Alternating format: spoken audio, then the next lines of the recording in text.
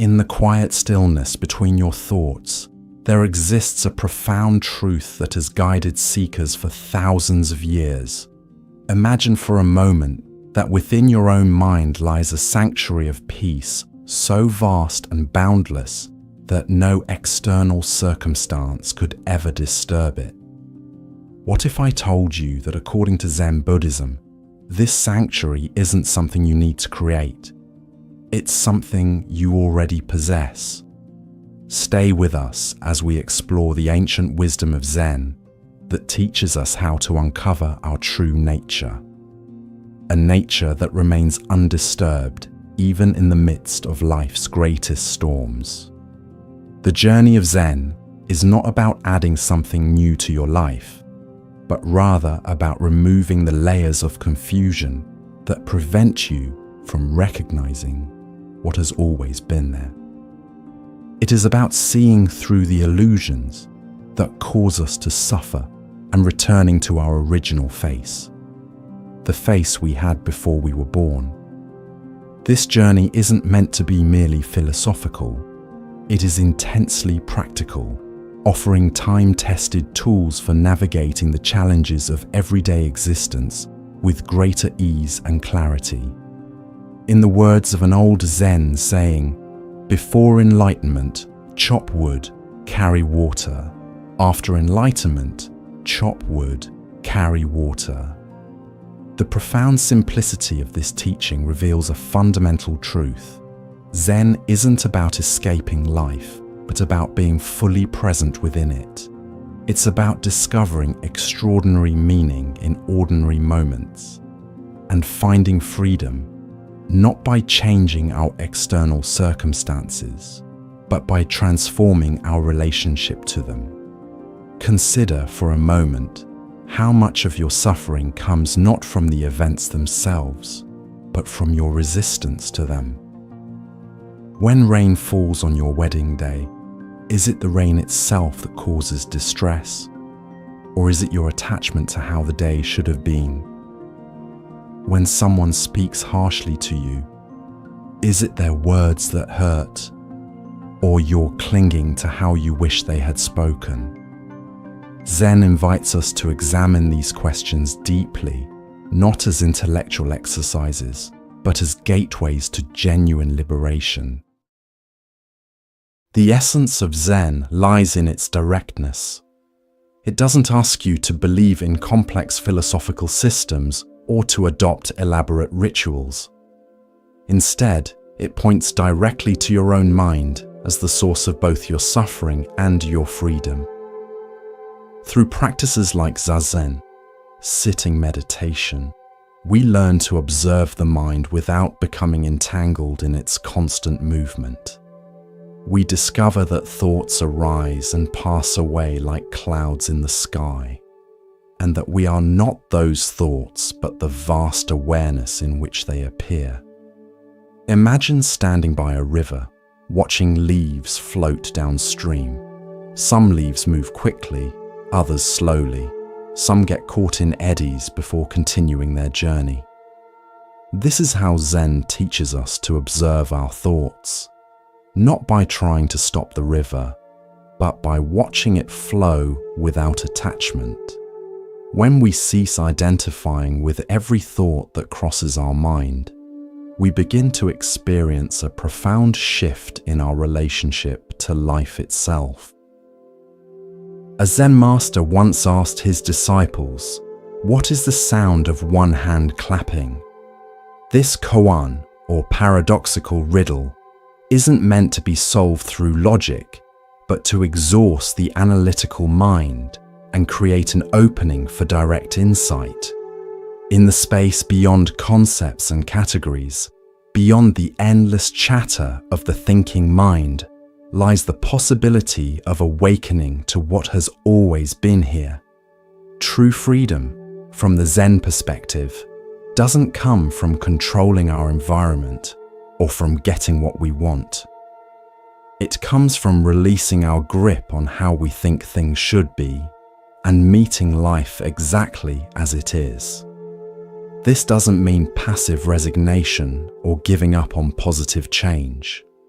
Rather, it means acting from a place of clarity and presence, rather than from reactivity and delusion. Consider the story of the farmer whose horse ran away.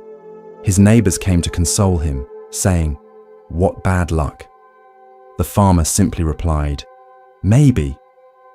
The next day, the horse returned, bringing with it several wild horses. "What good fortune!" exclaimed the neighbors. "Maybe," responded the farmer. Later, the farmer's son was thrown while trying to tame one of the wild horses and broke his leg. "How terrible," sympathized the neighbors. "Maybe," said the farmer. The following week, military officials came to the village to draft young men into the army, but the farmer's son was passed over because of his broken leg. "What good luck," said the neighbors. "Maybe," replied the farmer. This story illustrates the Zen understanding that life unfolds in ways we cannot predict or control. Our judgments about what is good or bad are based on limited perspective and often prove premature. By suspending these judgments and remaining open to the unfolding of life, we free ourselves from unnecessary suffering and align more deeply with reality as it is. The practice of zazen, or sitting meditation, forms the heart of Zen training. In zazen, we simply sit, allowing everything to be as it is. This might sound easy, but anyone who has tried to sit still for even 5 minutes knows the restlessness of the untrained mind. Thoughts cascade endlessly. The body fidgets and discomfort arises. Yet it is precisely by sitting with these experiences, not trying to change them, but simply observing them with kind attention, that we begin to discover a deeper dimension of being. When we sit in zazen, we aren't trying to stop thinking or to achieve some special state. We're simply learning to be present with whatever arises. As the Japanese Zen master Dogen taught, to study the Buddha way is to study the self. To study the self is to forget the self. To forget the self is to be actualized by myriad things. This forgetting of self doesn't mean erasing our identity, but rather seeing through the illusion of a separate, solid self that stands apart from life. In our everyday lives, we often move through the world as if we are separate from it, as if there is me in here and the world out there. This sense of separation creates a fundamental anxiety, the feeling that I am small and vulnerable in a vast and potentially threatening universe. Zen practice helps us recognize that this boundary between self and world is not as solid as we imagine. In moments of clear seeing, we might recognize that we are not separate from the world, but are the world experiencing itself in a particular way. This recognition doesn't happen through intellectual understanding alone. It emerges through direct experience, through moments when the chattering mind falls silent and we touch life directly. Perhaps you've had glimpses of this while watching a sunset, during moments of creative flow, or in times of great joy or sorrow when the usual boundaries of self seem to dissolve. Zen practice helps us cultivate the conditions for such insights to arise more frequently and to inform our everyday lives. One of the core teachings of Zen is the principle of non-duality, expressed in the Heart Sutra as form is emptiness, emptiness is form. This teaching points to the inseparability of the material world, form, and the boundless, ungraspable nature of reality, emptiness. Every object, every experience, every thought has these two aspects. It appears solid and real, yet when we look deeply, we find that it is also fluid, interconnected, and impossible to pin down. Consider a wave in the ocean. From one perspective, the wave appears as a distinct entity with its own characteristics. It has a certain height, shape, and movement. Yet from another perspective, the wave is inseparable from the ocean itself. It is made entirely of water, continuously changing, eventually merging back into the vastness from which it arose. So too with our experiences, our emotions, even our sense of self. They arise temporarily, have their moment, and pass away, all within the boundless field of awareness. This understanding transforms our relationship to suffering. When difficult emotions arise, anger, fear, grief, we can recognize them as waves in the ocean of our consciousness. We don't need to suppress them or be overwhelmed by them. We can allow them to move through us with awareness, knowing they are temporary manifestations rather than defining truths about who we are. A famous Zen story tells of a monk who asked his teacher, "It is very hot, and how shall we escape the heat?" The teacher replied, "Why not go to the place where there is no heat?" The monk inquired, "Where is the place where there is no heat?" The teacher said, "When heat comes, heat kills. When cold comes, cold kills." This enigmatic response points to a profound truth. Freedom isn't found by escaping uncomfortable conditions, but by meeting them completely, without adding the extra layer of resistance that turns physical discomfort into mental suffering. In our daily lives, we spend enormous energy trying to arrange conditions to be just right.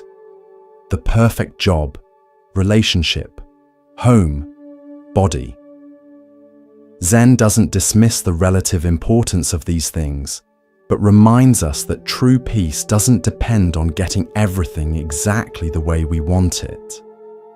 Rather, it comes from finding the place within that remains undisturbed regardless of external conditions, like the depths of the ocean that remain still even when the surface is tossed by storms. The practice of mindfulness in Zen isn't about creating pleasant experiences or achieving states of bliss. It's about developing the capacity to be present with whatever arises, pleasant or unpleasant, without being carried away by it. This doesn't mean we become passive or indifferent. On the contrary, by not wasting energy in resistance to what is, we become more capable of clear and effective action.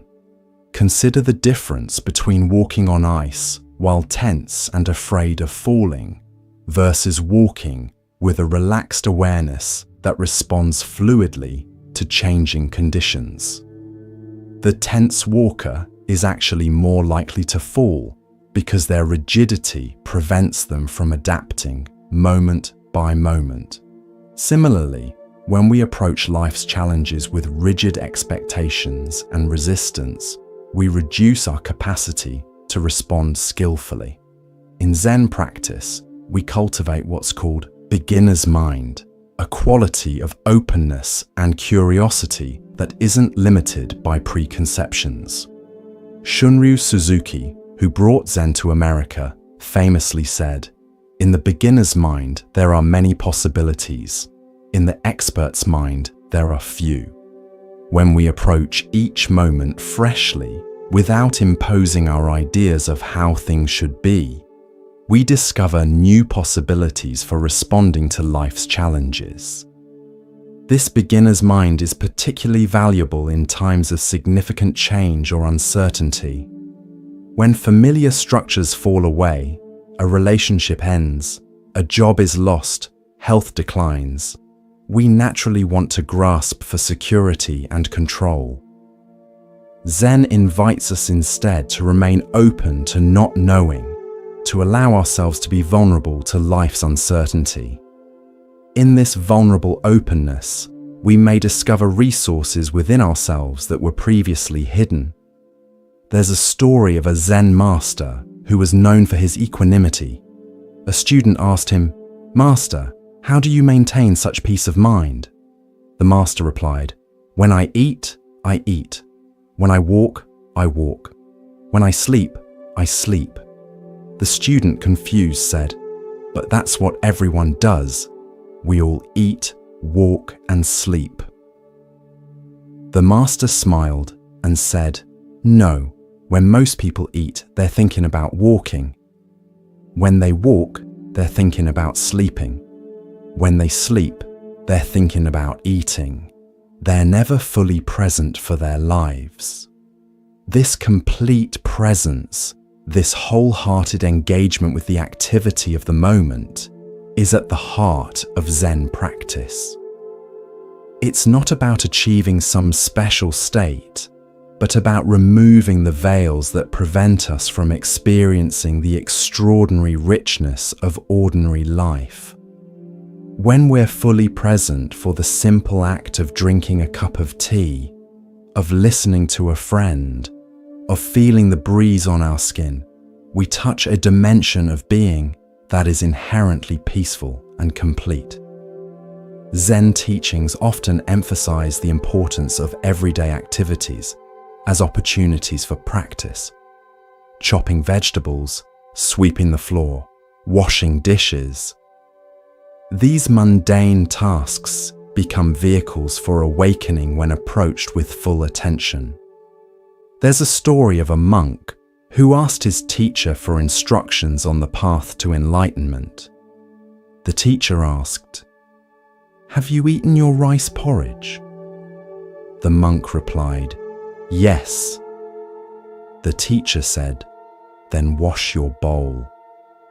This simple instruction contains the essence of Zen. The sacred isn't found apart from the ordinary, but within it.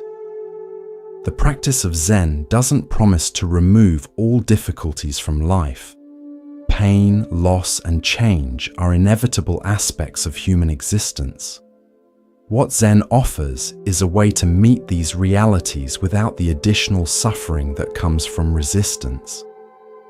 When we stop fighting against the nature of life, its impermanence, its unpredictability, its occasional harshness, we discover a freedom that doesn't depend on perfect conditions. Consider the difference between swimming against a strong current, exhausting yourself in the struggle, versus learning to flow with it, using its energy to navigate skillfully. Zen practice helps us recognize when we're swimming against the current of reality and offers tools for aligning ourselves more harmoniously with the way things are. One of the most profound teachings of Zen concerns our relationship with time. We often live as if happiness is somewhere in the future. When we achieve our goals, find the right partner, retire with enough money, or we live caught in the past, replaying old wounds, dwelling on regrets, or romanticizing the good old days. Zen points us back to the present moment, not as a spiritual platitude, but as a practical recognition that the present is the only place where life actually happens. This return to the present isn't achieved through force or will, but through the gentle yet persistent practice of noticing when the mind has wandered and bringing it back to current experience. Like training a puppy, we do this thousands of times with patience and kindness toward ourselves when we get lost in thought. Over time, we develop the capacity to rest more consistently in present awareness, neither pulled into the past nor pushed into the future. The Zen approach to suffering is particularly valuable in our modern world, where we're often taught that uncomfortable emotions are problems to be solved rather than experiences to be met with awareness. When sadness arises, We reach for distractions, food, entertainment, social media. When anxiety appears, we try to think our way out of it or numb it with substances. Zen offers a different path: to turn toward our suffering with kind attention, to give it space to be felt fully, and to recognize that it too is a passing phenomenon rather than a defining reality. This doesn't mean wallowing in pain or indulging in endless processing of difficult emotions. Rather, it means developing the capacity to be with our experience as it is, without needing to fix, change, or escape it. Paradoxically, it is often through this complete acceptance that transformation naturally occurs. A Zen student once came to his teacher in great distress, saying, "Master, I'm feeling so much anger lately. What should I do?" The teacher replied, "Show me this anger." The student, confused, said, "Well, I'm not angry right now, but it keeps coming up." The teacher smiled and said, "So it's not who you are, it's just something that visits occasionally. When it comes again, welcome it in for tea. Observe it closely. See what it has to teach you, and watch how, like all guests, it eventually leaves on its own." This teaching illustrates the Zen approach to difficult emotions, not to identify with them as who I am, but to recognize them as temporary visitors in the spaciousness of awareness. This shift in perspective from "I am angry" to "anger is arising and being experienced" creates a profound change in our relationship to emotional states. Zen practice also transforms our relationship to desire. Much of our suffering comes from wanting things to be different than they are, wanting more pleasure, less pain, more recognition, less criticism. We live in a constant state of reaching for what isn't here and pushing away what is. This creates a background hum of dissatisfaction that colors our experience, even in relatively fortunate circumstances. The Buddha identified this restless wanting as the root of suffering, but the solution isn't to eliminate desire entirely. Rather, it's to see through the false promise that getting what we want will bring lasting happiness. When we observe closely, we notice that even when we get exactly what we desire, the satisfaction is often brief before a new wanting arises. This recognition doesn't make us passive or apathetic. It simply helps us hold our desires more lightly without being driven by them.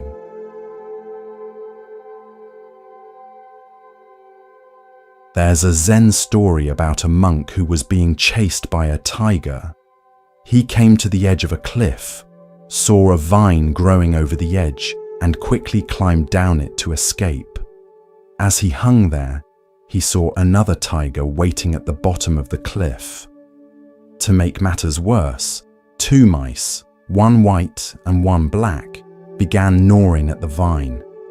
In this precarious position, the monk noticed a wild strawberry growing on the cliffside. He picked it, put it in his mouth, and exclaimed, "How sweet!" This story beautifully illustrates the Zen approach to life. Even in the midst of danger and uncertainty, symbolized by the tigers, even with the knowledge of our mortality, the mice representing day and night, gradually shortening our lives, we can fully taste the sweetness of the present moment. This isn't about ignoring reality, but about experiencing it completely, without the overlay of conceptual thinking that removes us from direct experience. The practice of Zazen develops our capacity for this direct experience. As we sit quietly, observing the breath and allowing thoughts to come and go without following them, we're training ourselves to be present for life as it is happening. not as we think about it. This quality of presence isn't limited to formal meditation, but gradually infuses all our activities, allowing us to live with greater fullness and appreciation. Zen teacher Charlotte Joko Beck described this process as nothing special, not a pursuit of extraordinary states, but an intimate engagement with ordinary life. She wrote, "Our lives are always all right. There's nothing wrong with them. Even if we have horrendous problems, it's just our life." This radical acceptance doesn't mean resigned passivity, but a clear-eyed engagement with life that doesn't waste energy in resistance to what cannot be changed. This acceptance extends to ourselves as well. Many of us carry a harsh inner critic that constantly judges and finds us lacking. Zen practice helps us recognize this voice not as truth, but as conditioned thinking. As we develop the capacity to observe thoughts without automatically believing them, we create space for a more compassionate relationship with ourselves and others. A famous Zen saying tells us, "The obstacle is the path." This counterintuitive wisdom points to the fact that the very difficulties we try to avoid often contain our greatest opportunities for growth and awakening. When we stop seeing challenges as interruptions to our life and start recognizing them as our life, as the curriculum perfectly designed for our particular learning, our relationship to difficulty is transformed.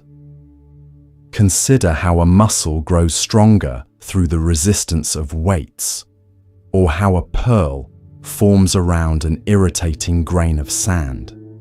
Similarly, our capacity for wisdom and compassion develops not despite life's difficulties, but because of them, if we learn to work with them skillfully rather than simply reacting to them habitually. This doesn't mean we seek out suffering or passively accept injustice. Zen has a long tradition of social engagement, with practitioners working actively to alleviate suffering in the world. The difference is in how this action arises, not from aggression or self-righteousness, but from a clear seeing of what is needed in each situation, a seeing unobstructed by rigid ideologies or personal agenda. The 13th century Zen master Dogen wrote, "To study the Buddha way is to study the self. To study the self is to forget the self. To forget the self is to be actualized by myriad things." This forgetting of self doesn't mean erasing our identity, but seeing through the illusion of a separate, independent self. When we recognize our fundamental interconnectedness with all of life, compassionate action flows naturally, not as something we force ourselves to do, but as the natural expression of our true nature. In Zen, this recognition isn't considered a special achievement reserved for spiritual virtuosos, but our birthright as human beings. Each of us has what's called Buddha nature, the inherent capacity for awakening to our true nature. This awakening isn't about becoming something we're not, but about recognizing what we've always been beneath the layers of conditioning and confusion. A Zen master was once asked, "What is Buddha?" He replied, 3 pounds of flax." This seemingly nonsensical answer points to the fact that Buddha nature isn't some mystical essence hidden within us, but the ordinary, everyday reality of our existence.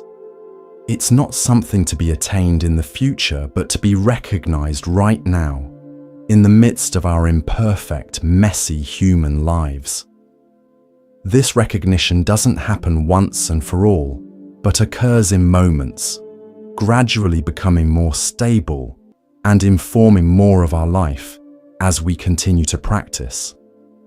The Zen path is not about reaching a final destination, but about an ongoing process of awakening, of seeing more and more clearly the nature of reality and our place within it.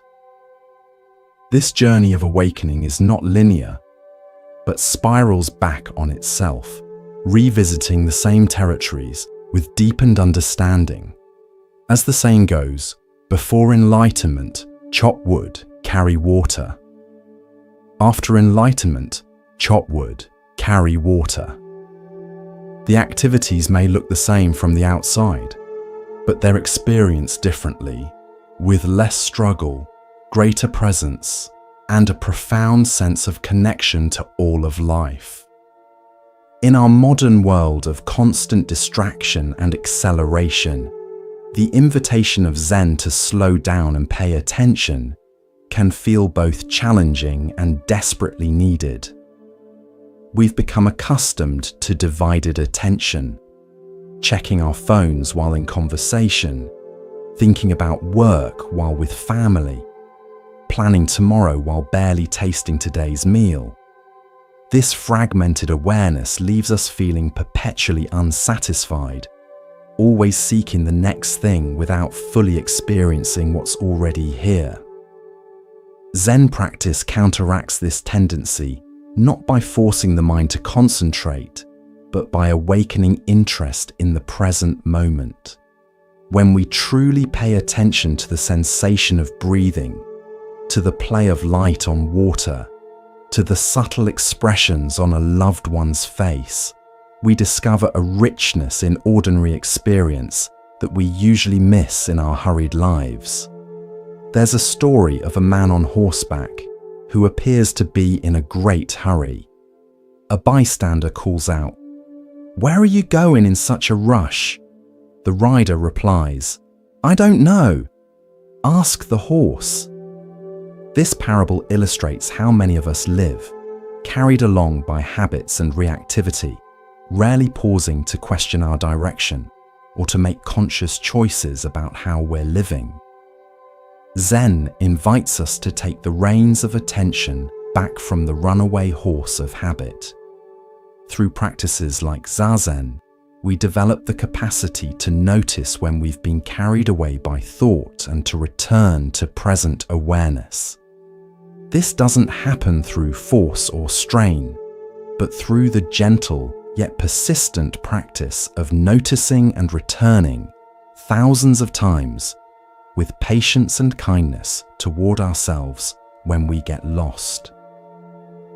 This quality of attention isn't just about personal peace, but affects how we move through the world and interact with others. When we're fully present with another person, we offer them the rare gift of being truly seen and heard. When we're fully engaged in our work, whatever it might be, we bring care and excellence to our actions, rather than hurrying through them to get to something else.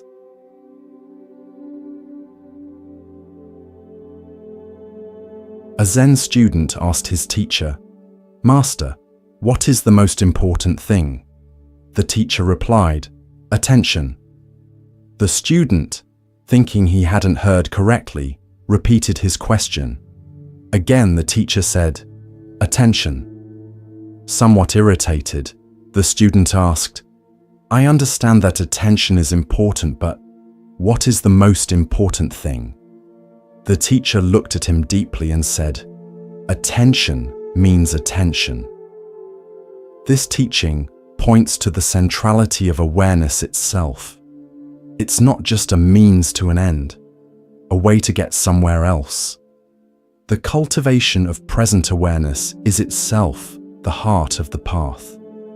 As we become more fully present for our lives, we discover that what we've been seeking, peace, meaning, connection, isn't found elsewhere but in the quality of our attention to what's already here. This doesn't mean that life suddenly becomes easy or that difficulties disappear. Pain, loss, illness, and death remain realities of human existence. What changes through Zen practice is our relationship to these realities. Instead of adding layers of resistance, judgment, and narrative to our direct experience, we learn to meet it more simply and directly. Consider physical pain. When pain arises in the body, we typically react in one of two ways. Either we tense against it, trying to push it away, or we collapse into it, becoming identified with the suffering. Zen offers a middle way: to create space around the pain, to observe it with kind attention without either fighting or drowning in it. In this spacious awareness, we discover that pain itself is just sensation. It's our resistance and identification that transform it into suffering. The same principle applies to emotional pain. When grief, anger, or fear arise, our habitual reaction is to either suppress these feelings or to become completely identified with them. I am angry rather than anger is arising. Zen practice helps us recognize that emotions, like all phenomena, arise and pass away within the field of awareness. They're real but temporary, significant but not all-defining. This understanding doesn't make us cold or detached, but actually allows us to engage more fully with life's intensity. When we're not afraid of difficult emotions, when we know from experience that we can be with them without being overwhelmed, we become capable of greater intimacy, vulnerability, and authenticity in our relationships with ourselves and others. The 13th century Zen master Dogen wrote, "To carry yourself forward and experience myriad things is delusion. That myriad things come forth and experience themselves is awakening." This enigmatic statement points to a fundamental shift in perspective. From seeing ourselves as separate entities moving through the world, to recognizing that we are the world experiencing itself in a particular way. This shift isn't just philosophical, but has profound implications for how we live. When we recognize our fundamental interconnectedness with all of life, compassion flows naturally. It's not something we have to force or fake, but the natural response of a heart that doesn't see itself as separate from others' suffering. A Zen story tells of a young monk who was frustrated by feelings of anger that kept arising despite his sincere practice. He went to his teacher and asked, "I keep feeling anger. How can I overcome it?" The teacher asked, "Show me this anger." The monk replied, "I'm not angry right now. The anger comes and goes." The teacher smiled and said, "That's not your true nature then. If it were your true nature, it would be present all the time, like your nose or your eyes. These angry thoughts are just passing clouds in the sky of your mind. Don't identify with them and don't resist them. Just let them pass." This teaching points to what Zen calls our original face, the awareness that is present before thoughts and emotions arise, the consciousness that remains constant while experiences come and go. Through practice, we gradually learn to rest in this awareness rather than being carried away by every thought and feeling that crosses our inner landscape. This doesn't mean we become passive or indifferent. In fact, when we're not exhausting ourselves in inner struggle and resistance, we have more energy available for effective action in the world. The bodhisattva ideal in Zen, of the awakened being who works tirelessly for the benefit of all, is not about martyrdom or self-sacrifice, but about the natural expression of wisdom and compassion once the illusion of separation has been seen through.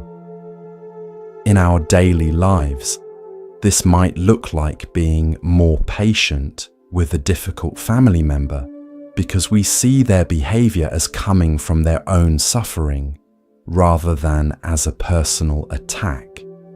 It might manifest as having the courage to speak truth to power, because we're less controlled by fear.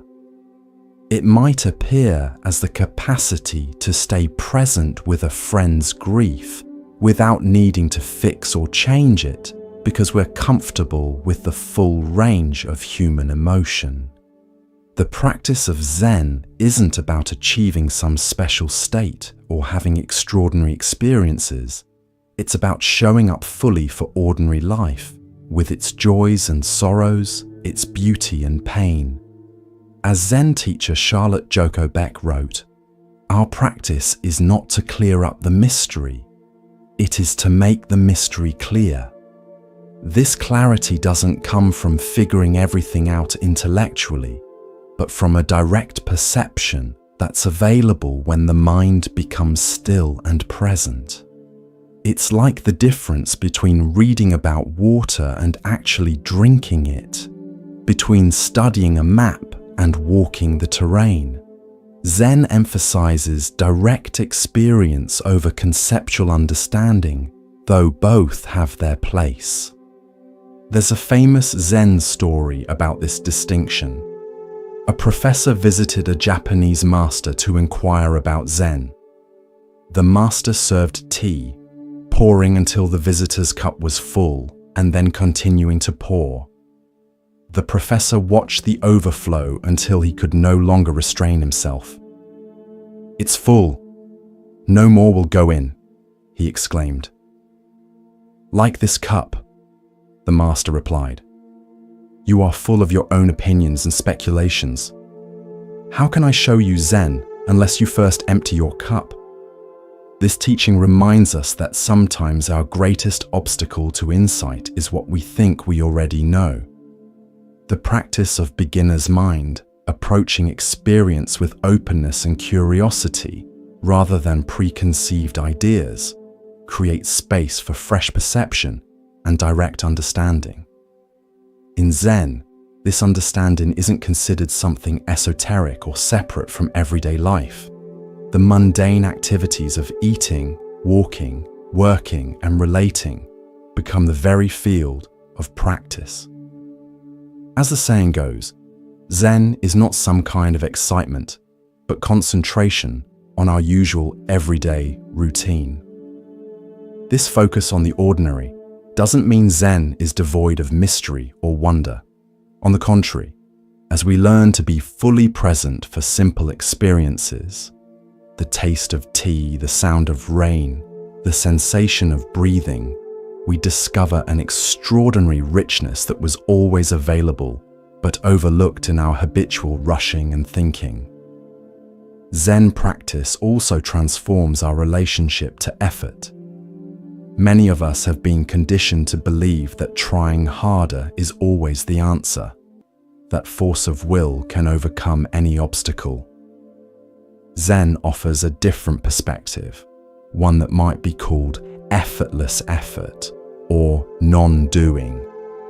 This doesn't mean passivity or laziness, but a quality of engagement that isn't driven by striving or dominated by the sense of a separate self making things happen.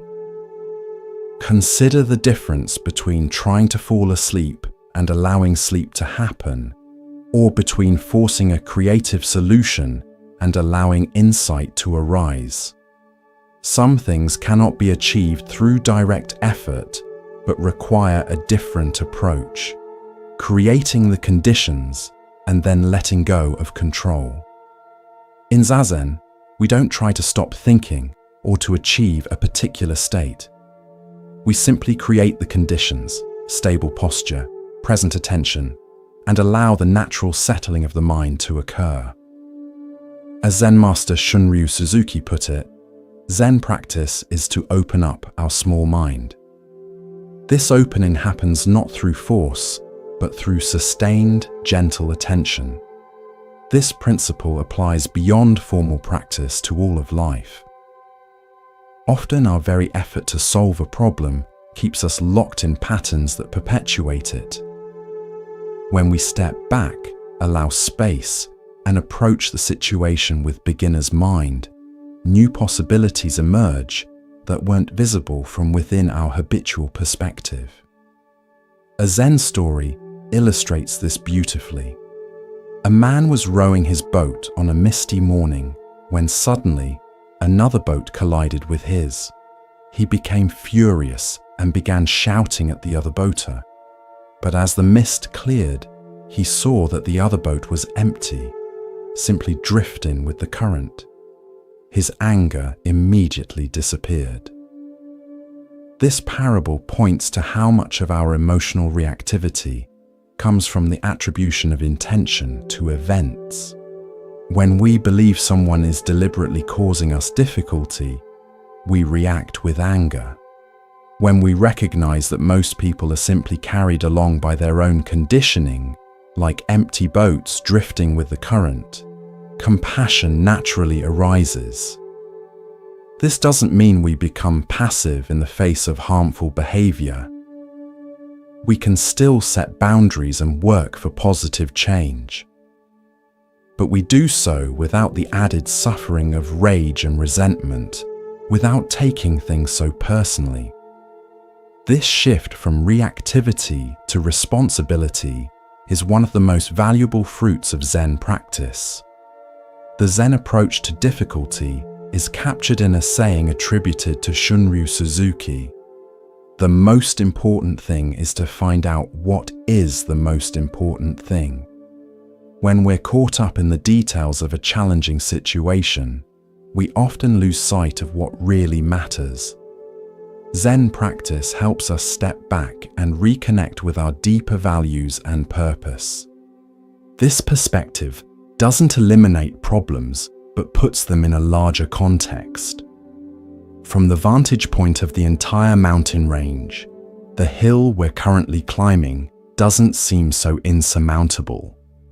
From the perspective of our whole life journey, today's crisis may appear as just one chapter in a longer story. There's a Zen story about a farmer whose horse ran away. His neighbor said, "That's terrible luck." The farmer replied, "Maybe." The next day, the horse returned, bringing 3 wild horses with it. "How wonderful!" exclaimed the neighbor. "Maybe," responded the farmer. The following day, the farmer's son tried to ride one of the wild horses, fell off, and broke his leg. "What a tragedy," sympathized the neighbor. "Maybe," said the farmer. A week later, military officials came to the village to draft young men into the army, but the farmer's son was passed over because of his broken leg. "What good fortune," remarked the neighbor. "Maybe," said the farmer. This story illustrates the Zen perspective on the unpredictability of life and the limitations of our judgments about what is fortunate or unfortunate. Events that seem disastrous may later reveal unexpected benefits, while apparent good fortune may lead to unforeseen difficulties. By suspending our quick judgments about the ultimate meaning of events, we remain open to life's unfolding with greater equanimity. This doesn't mean becoming passive or fatalistic. We still make choices, take action, and work to create positive conditions. But we do so without the rigid attachment to outcomes that creates suffering when things don't go according to plan. We learn to dance with life as it actually is, rather than struggling against the reality of constant change and unpredictability. The Zen approach to change is particularly valuable in times of transition and loss. When something we've relied on, a relationship, a job, our health, is taken away, our natural tendency is to resist and cling. Zen reminds us that everything is always changing, that nothing remains the same from moment to moment. What we think of as stable entities, including our own identity, are actually processes in constant flux. This truth is captured in the famous teaching of Heraclitus that no man ever steps in the same river twice, for it's not the same river and he's not the same man. The river is continuously flowing, and we too are constantly changing. When we truly understand this at a deep level, not just intellectually but in our bones, our grip on life loosens. We still engage fully, love deeply, work wholeheartedly, but without the desperate clinging that creates so much suffering. A Zen monk was once asked, "What is the secret of your serenity?" He replied, "Wholehearted cooperation with the inevitable." This doesn't mean passive resignation, but clear-seeing acceptance of what cannot be changed, coupled with wise action in areas where we can make a difference. The Serenity Prayer captures this wisdom. Grant me the serenity to accept the things I cannot change, the courage to change the things I can, and the wisdom to know the difference. In Zen practice, this wisdom arises not through analysis, but through the development of clear perception, unobscured by our habitual patterns of thinking. As we learn to see reality more directly, without the overlay of our projections, assumptions and desires, appropriate action arises naturally from that clear seeing. Consider how differently we might respond to a difficult situation when seeing it freshly versus reacting from old patterns. If someone speaks harshly to us, our habitual response might be immediate defensiveness or counterattack. But if we can pause, take a breath, and see the person before us, perhaps noticing their stress, fear, or pain, a very different response becomes possible, one that might de-escalate tension rather than increasing it. This capacity to respond freshly rather than react habitually is developed through Zazen practice. As we sit still, watching thoughts and emotions arise and pass away without following them, we create space between stimulus and response. This space is the ground of freedom, the possibility of choosing our response rather than being driven by conditioning. The Zen perspective also transforms our relationship to time. Much of our anxiety stems from dwelling on the past or worrying about the future. Zen points us back to the present moment, not as a spiritual platitude, but as the only place where life actually happens and where we have the power to act. Consider how much mental energy we expend on regretting past actions or anxiously anticipating future scenarios. This time traveling of the mind removes us from direct experience and creates suffering that exists only in thought. When we return to the simplicity of the present, the breath moving in the body, the sensations of walking, the taste of food, we discover a ground of being that is always available beneath the turbulence of thinking. This doesn't mean we never plan for the future or learn from the past. It means we do so from a place of present awareness rather than being lost in thought. The difference is palpable, like the difference between being caught in a dream and being awake within the dream, aware that you're dreaming. A Zen teaching illustrates this with the metaphor of the second arrow. The Buddha asked a student, "If a person is struck by an arrow, is it painful?" The student replied, "Yes, it is." The Buddha then asked, "If the person is struck by a second arrow, is that even more painful?" The student replied, "Yes, of course." The Buddha then explained, "In life, we cannot always control the first arrow. However, the second arrow is our reaction to the first. This second arrow is optional. This teaching points to the difference between primary pain, the inevitable discomforts of life, from physical illness to loss and disappointment, and the secondary suffering we add through resistance, judgment, and narrative. The first arrow may be unavoidable, but the second is optional, dependent on how we meet experience. Through Zen practice, we develop the capacity to feel the first arrow without shooting ourselves with the second. We learn to be with pain without amplifying it through resistance, to face difficulty without adding the burden of, "This shouldn't be happening," or "I can't bear this." This doesn't eliminate life's challenges, but transforms our relationship to them, reducing unnecessary suffering and freeing energy for skillful response. This perspective is particularly valuable in times of loss and grief. When someone we love dies, when a relationship ends, when health fails, it's natural to feel pain.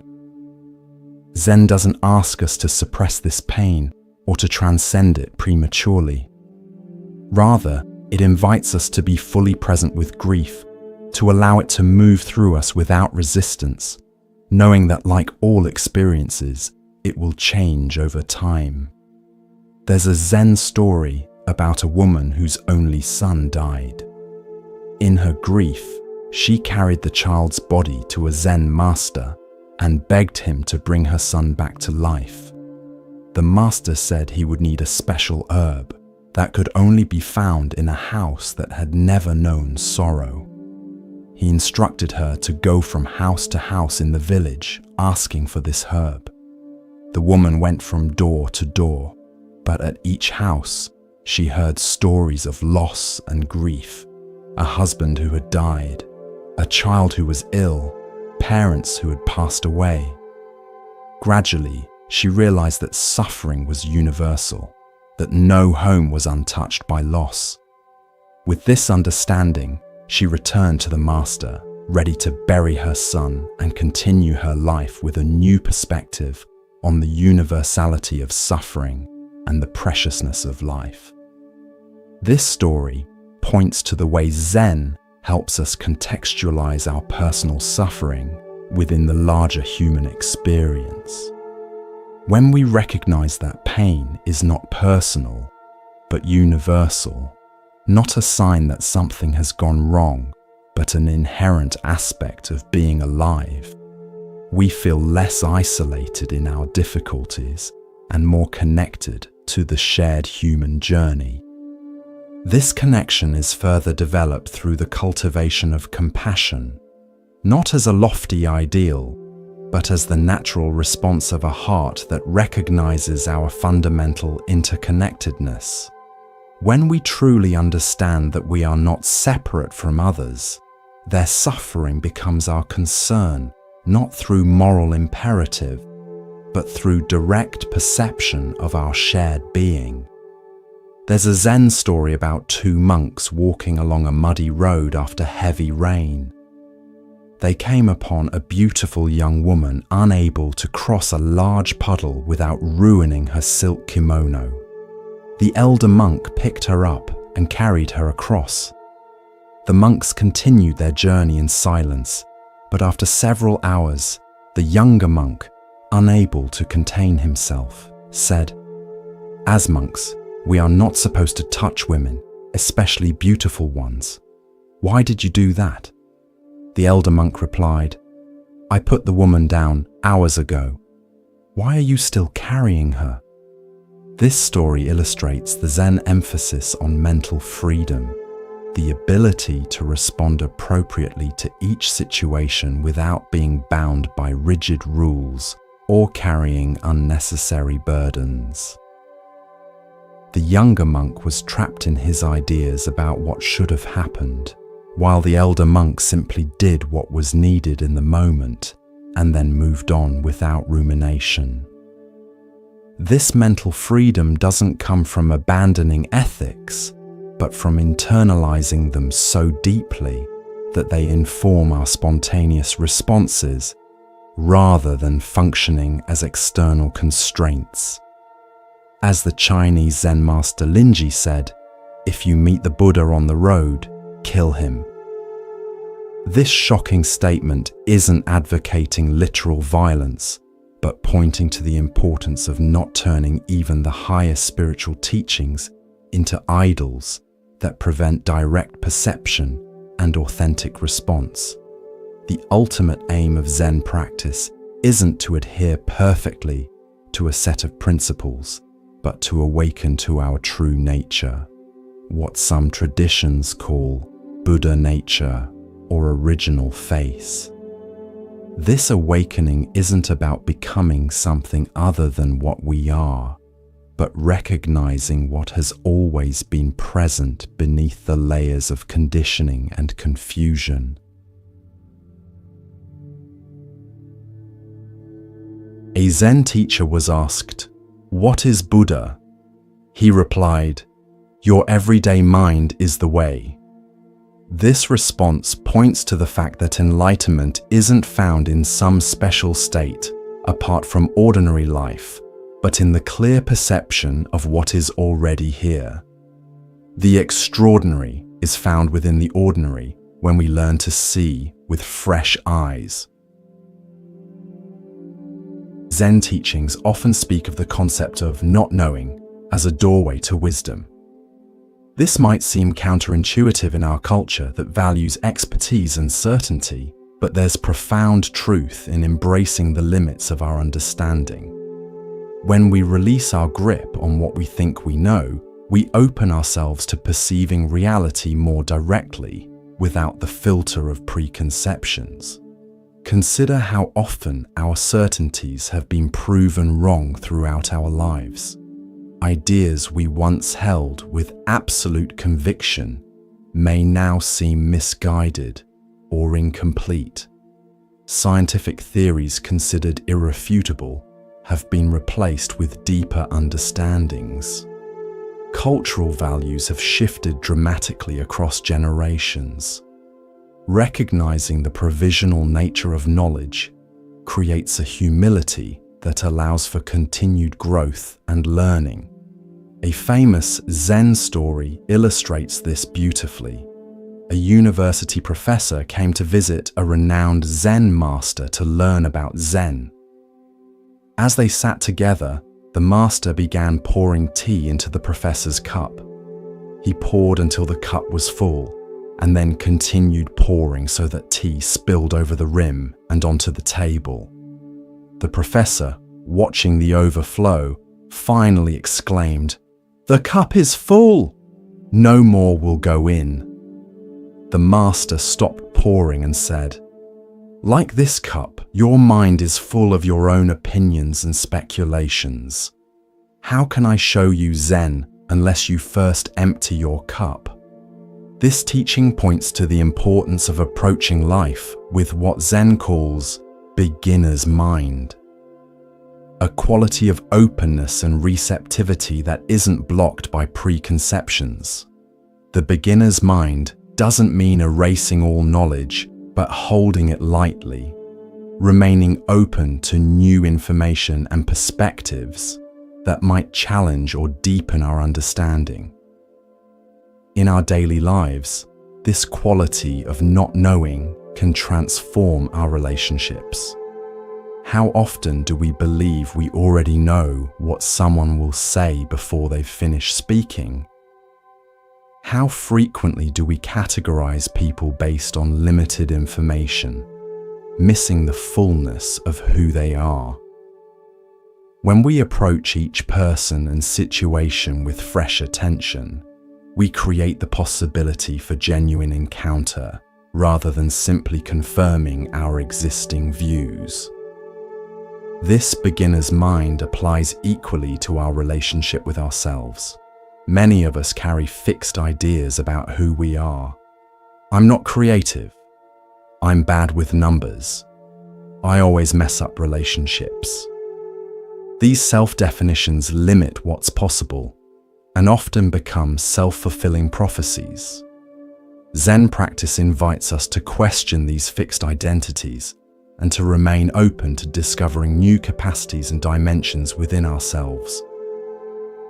There's a story of a Zen student who complained to his teacher, "I've been practicing for years, but I still have so many difficult emotions. I still get angry, afraid, and confused. I thought meditation would bring me peace." The teacher replied, "The practice isn't about eliminating emotions, but about creating enough space that they don't define you. Can you feel anger without becoming an angry person? Can you experience fear without becoming a fearful person? That is the freedom the practice offers." This teaching points to a fundamental shift in our relationship to experience. Rather than identifying with every thought and emotion that arises, we learn to hold them in a more spacious awareness. This doesn't mean detachment or dissociation, but a quality of intimacy without fusion, feeling fully without being overwhelmed or defined by what we feel. The practice of Zazen develops this capacity by training us to observe the contents of consciousness without automatically engaging with every thought. As we sit quietly, watching the mind without following its movements, we begin to recognize that we are not our thoughts, but the awareness in which thoughts appear, like clouds passing through the sky. This recognition creates profound freedom. If I am not my anger, my anxiety, my self-doubt, if these are simply temporary phenomena moving through awareness, then I'm not bound by them. I can feel them fully without being controlled by them. I can respond to situations based on what's actually needed, rather than being driven by habitual reactions. Zen teaches that this freedom is our birthright as human beings. It doesn't belong only to special individuals or require extraordinary capabilities. It's available to anyone willing to engage in the simple yet challenging practice of present awareness, of meeting life directly rather than through the veil of concepts and conditioning. This directness is reflected in Zen's emphasis on everyday activities as spiritual practice. Sweeping the floor, preparing a meal, washing dishes. These mundane tasks become vehicles for awakening when approached with full attention. There's a story of a monk who asked his master for instruction on the path to enlightenment. The master asked, "Have you eaten your rice porridge?" The monk replied, "Yes." The master said, "Then wash your bowl." This simple instruction contains the essence of Zen. The sacred isn't found apart from the ordinary, but within it. In our modern context, any activity can become a practice ground for presence. Washing the dishes, we can feel the warmth of the water, the texture of the plates, the movements of our hands. Walking to work, we can notice the sensation of our feet touching the ground, the play of light and shadow, the sounds of the environment. Even waiting in line, often a source of impatience and frustration, becomes an opportunity to practice presence, to notice the breath, to observe the mind's wanting to be elsewhere. This quality of presence transforms not only our inner experience, but our interactions with others. When we're fully present with another person, we offer them the rare gift of our complete attention. We listen not just to their words, but to the feelings and needs beneath them. We see them not through the filter of our projections and assumptions, but as they are in this moment. There's a Zen story about a master who was known for his compassion. A student asked him, "How can I develop greater compassion?" The master replied, "When you meet someone, imagine that they will be dead in 3 years. This startling instruction isn't meant to be morbid, but to cut through our habitual ways of relating and remind us of the preciousness of each encounter. When we remember that our time with each person is limited, we're more likely to be fully present, to speak what matters, to offer our genuine attention. This presence is particularly valuable in times of suffering, both our own and others. When we're in pain, our tendency is often to resist it, to try to escape through distraction or numbing. When others are suffering, we may try to fix their pain or offer platitudes that minimize it. Zen offers a different approach, to turn towards suffering with kind attention, to create space for the full experience without being overwhelmed by it.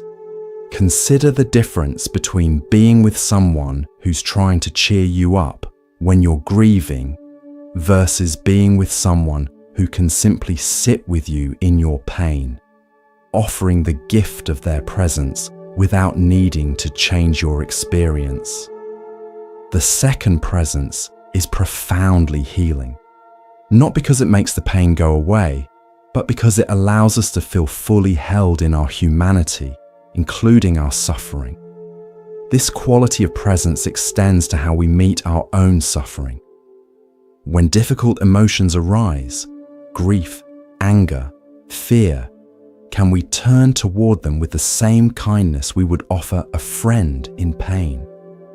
Can we create space for these feelings without either suppressing them or being swept away by them? This is the heart of Zen practice, not to transcend the human condition, but to embrace it fully with all its joy and sorrow, pleasure and pain. A Zen teaching story tells of a woman whose son died. Overcome with grief, she went to the Buddha and begged him to bring her child back to life. The Buddha told her he could help her, but first she needed to bring him a mustard seed from a house that had never known death. The woman went from house to house in the village, but everywhere she went, she heard stories of loss, a husband who had died, a child who had passed away, parents who were gone. Gradually, she realized that suffering was universal, that no home was untouched by loss. With this understanding, she returned to the Buddha, ready to bury her son and continue her life with a new perspective on the universality of suffering and the preciousness of life. This story points to how Zen helps us contextualize our personal suffering within the larger human experience. When we recognize that pain is not personal but universal, not a sign that something has gone wrong but an inherent aspect of being alive, we feel less isolated in our difficulties and more connected to the shared human journey. This connection is further developed through the cultivation of compassion, not as a lofty ideal, but as the natural response of a heart that recognizes our fundamental interconnectedness.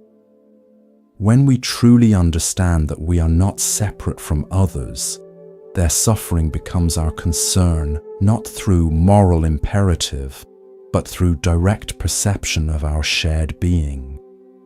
The Zen approach to compassion differs from conventional understandings in important ways. It's not based on pity or the sense that I have something to give to you who are lacking. Rather, it arises from the recognition that your suffering and mine are not separate. This subtle difference transforms compassionate action from something we do from a position of superiority to an authentic response to the reality of our interdependence. Consider how differently we might approach helping someone if we see them as other, an unfortunate person who needs our assistance, versus recognizing that their well-being and ours are inextricably linked. The first approach, though well-intentioned, maintains separation. The second dissolves the boundary between giver and receiver and allows for more authentic connection.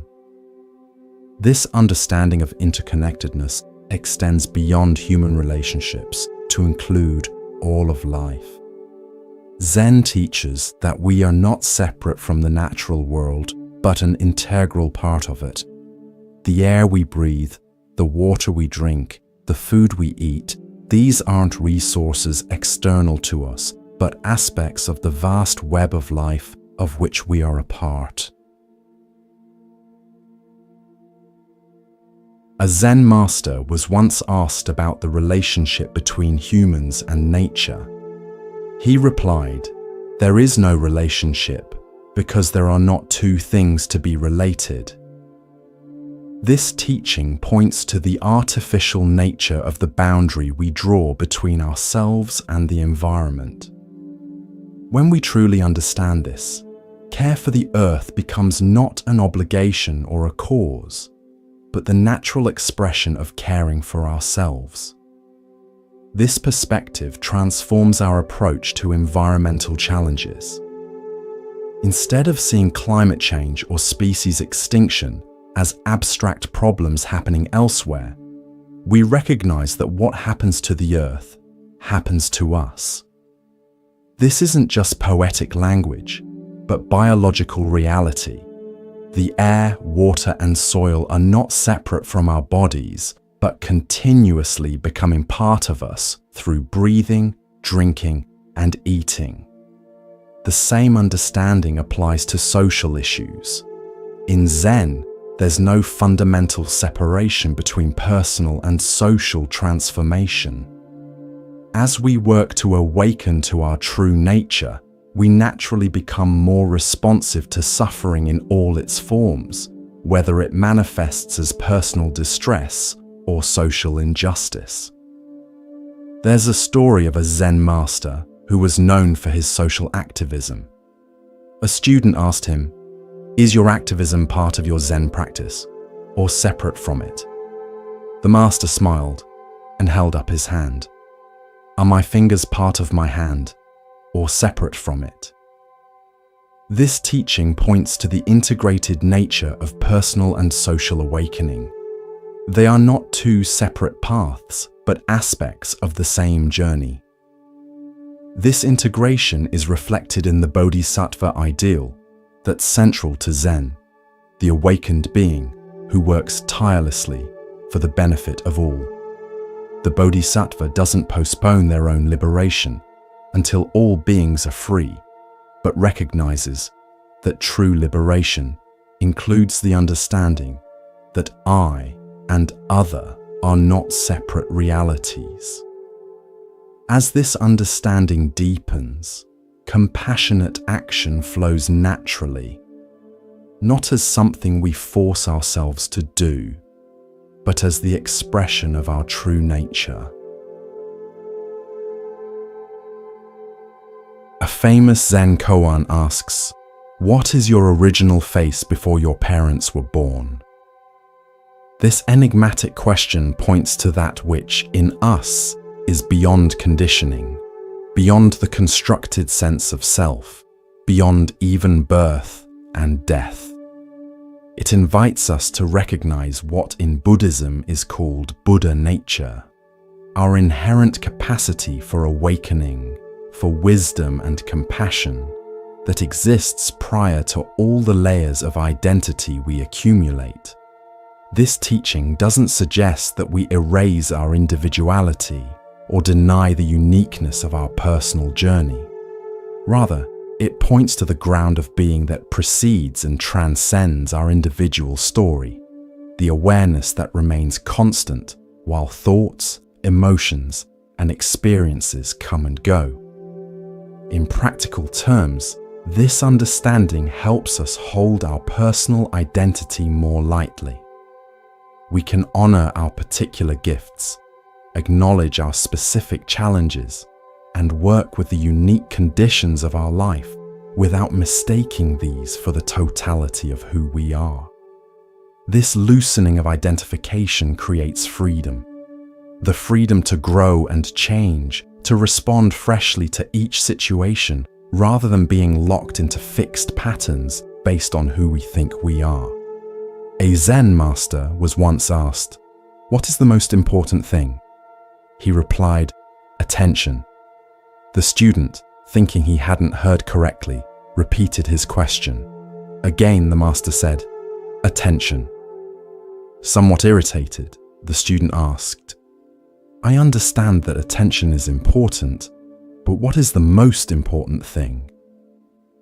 The master looked at him deeply and said, "Attention means attention." This teaching points to the centrality of awareness itself.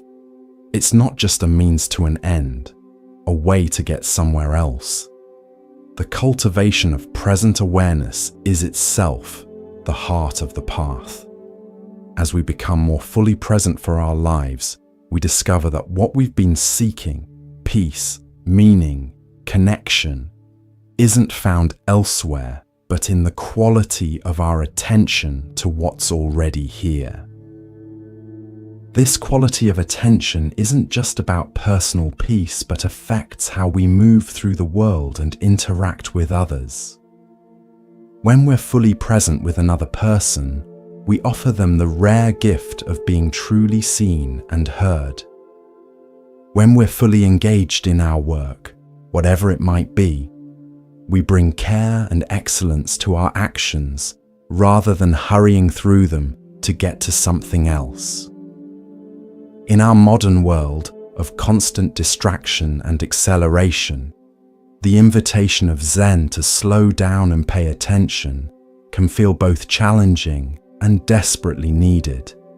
We've become accustomed to divided attention, checking our phones while in conversation, thinking about work while with family, planning tomorrow while barely tasting today's meal. This fragmented awareness leaves us feeling perpetually unsatisfied, always seeking the next thing without fully experiencing what's already here. Zen practice counteracts this tendency not by forcing the mind to concentrate, but by awakening interest in the present moment. When we truly pay attention to the sensation of breathing, to the play of light on water, to the subtle expressions on a loved one's face, we discover a richness in ordinary experience that we usually miss in our hurried lives. There's a story of a monk who spent years seeking enlightenment through intense practice. One day, exhausted and discouraged, he took a break and sat under a tree without any spiritual agenda. As he relaxed, he happened to notice a leaf falling slowly from a branch.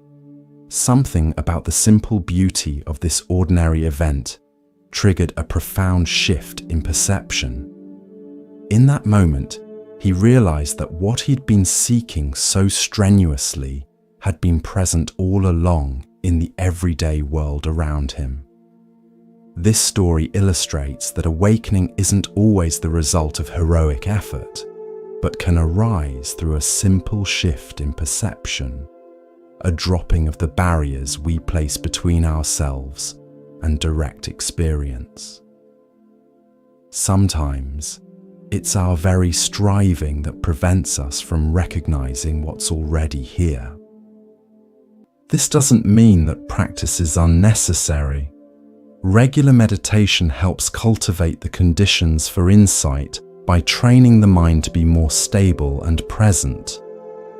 But the attitude we bring to practice matters greatly. If we approach it as a technique to get somewhere else, to become someone better, we may miss the opportunity to discover the peace and clarity that are already present beneath our seeking. A Zen saying captures this paradox. Before enlightenment, chop wood, carry water. After enlightenment, chop wood, carry water. The activities may look the same from the outside, but they're experienced differently, with less struggle, greater presence, and a profound sense of connection to all of life. This teaching points to the integration of spiritual insight and everyday life that's central to Zen. The goal isn't to transcend ordinary experience, but to penetrate it deeply, to discover the extraordinary within the ordinary. As the Japanese Zen master Dogen wrote, "If you cannot find the truth right where you are, where else do you expect to find it?"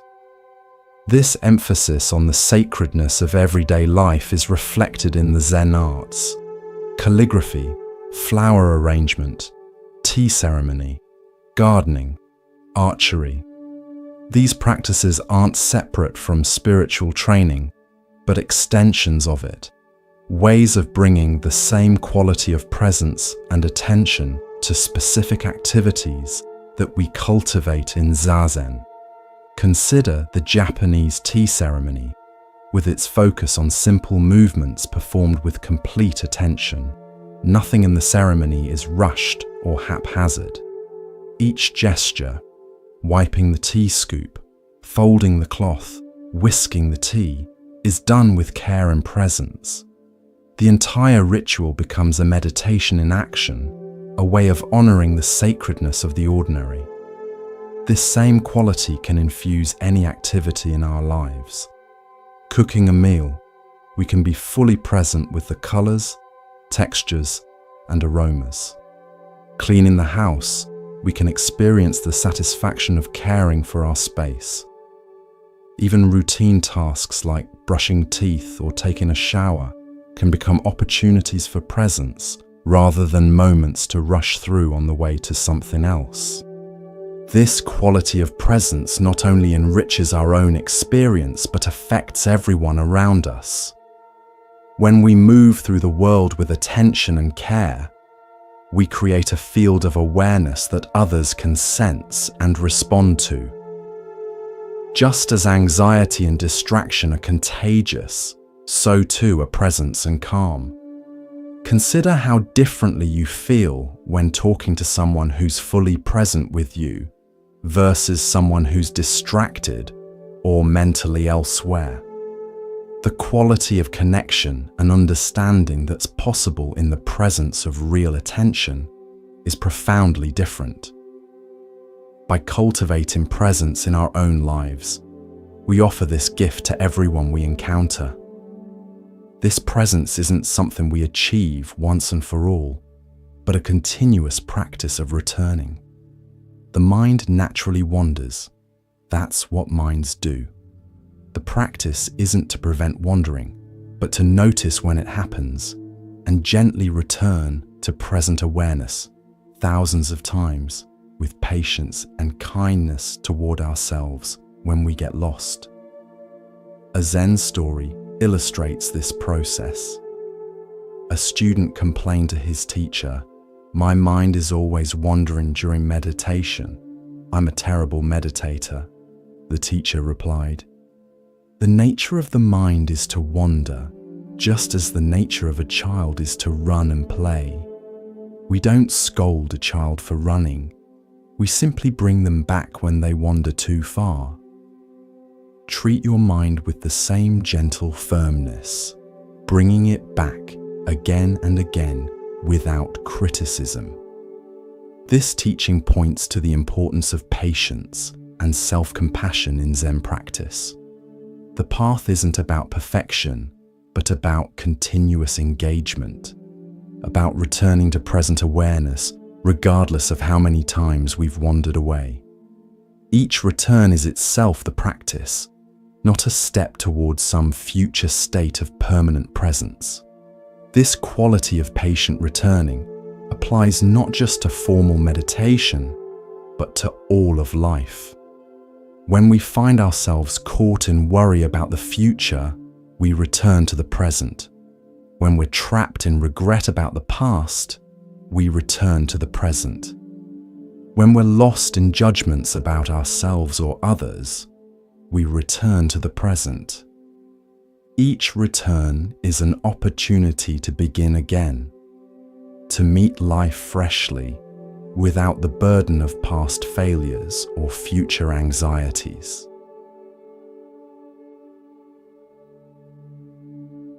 The Zen approach to difficulty is captured in a saying attributed to Shunryu Suzuki.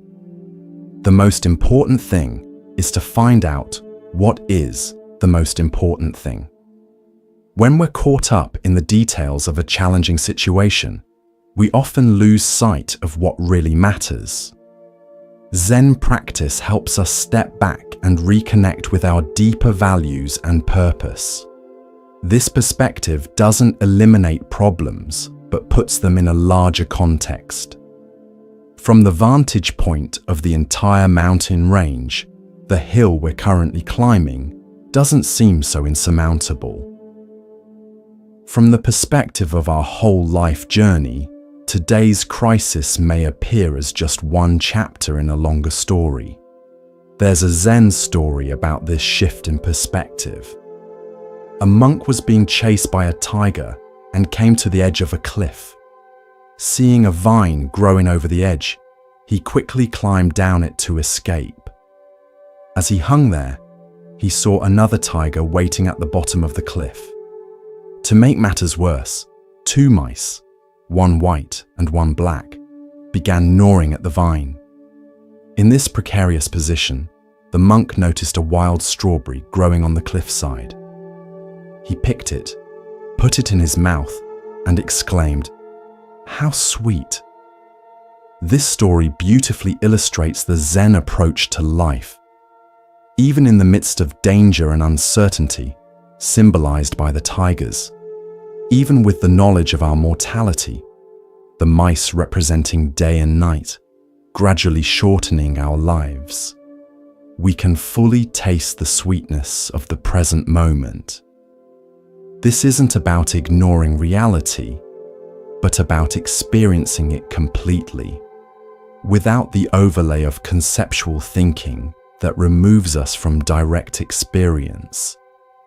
In practical terms, this means that even in the midst of life's challenges, illness, loss, conflict, there remain moments of beauty, connection, and joy available to us if we're present enough to notice them. While part of our attention naturally goes to addressing problems, Zen reminds us not to become so fixated on difficulties that we miss the fullness of life that continues to unfold around and within us. This balance, being realistic about challenges while remaining open to the entirety of experience, is central to Zen wisdom. It helps us avoid both naive optimism that denies difficulty and pessimistic fixation that sees only problems. Instead, we develop the capacity to hold the whole of life, its pain and its beauty, its challenges and its gifts, in a spacious awareness that doesn't need to reject any part of reality. The Zen approach to change is particularly valuable in times of transition and loss. When something we've relied on, a relationship, a job, our health, is taken away, our natural tendency is to resist and cling. Zen reminds us that everything is always changing, that nothing remains the same from moment to moment. What we think of as stable entities, including our own identity, are actually processes in constant flux. This truth is captured in the teaching of impermanence, or anicca in Pali, one of the three marks of existence in Buddhism. Everything that comes into being eventually passes away.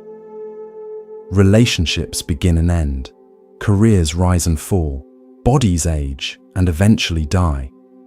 Even mountains, which seem eternal from our perspective, are gradually wearing down through erosion or being built up through tectonic activity. Resisting this fundamental truth is a primary source of suffering. When we cling to how things were or how we want them to be rather than accepting how they actually are, we create inner tension and distress, It's like trying to hold back the tide, an exhausting and ultimately futile effort. A Zen story illustrates this understanding. A master was given a beautiful antique teacup made of the finest porcelain. He admired its craftsmanship, but would regularly use it for everyday tea drinking. A student, concerned about the risk to such a valuable object, asked why he didn't save it for special occasions. The master replied, "Every moment is a special occasion, and this cup is already broken." By already broken, he meant that the cup's eventual breaking was inherent in its existence. Recognizing this allowed him to enjoy it fully in the present, without the tension of trying to prevent the inevitable. This perspective doesn't mean we become careless or indifferent. We still take reasonable care of what's valuable to us. But we do so without the anxiety that comes from trying to freeze reality in place, to prevent the natural flow of change. When we accept impermanence as the nature of all things, we can love more deeply, enjoy more fully, and let go more gracefully when the time comes. This acceptance of change extends to our understanding of ourselves. Most of us carry a sense of being a fixed entity. This is who I am. These are my strengths and limitations. This is my personality.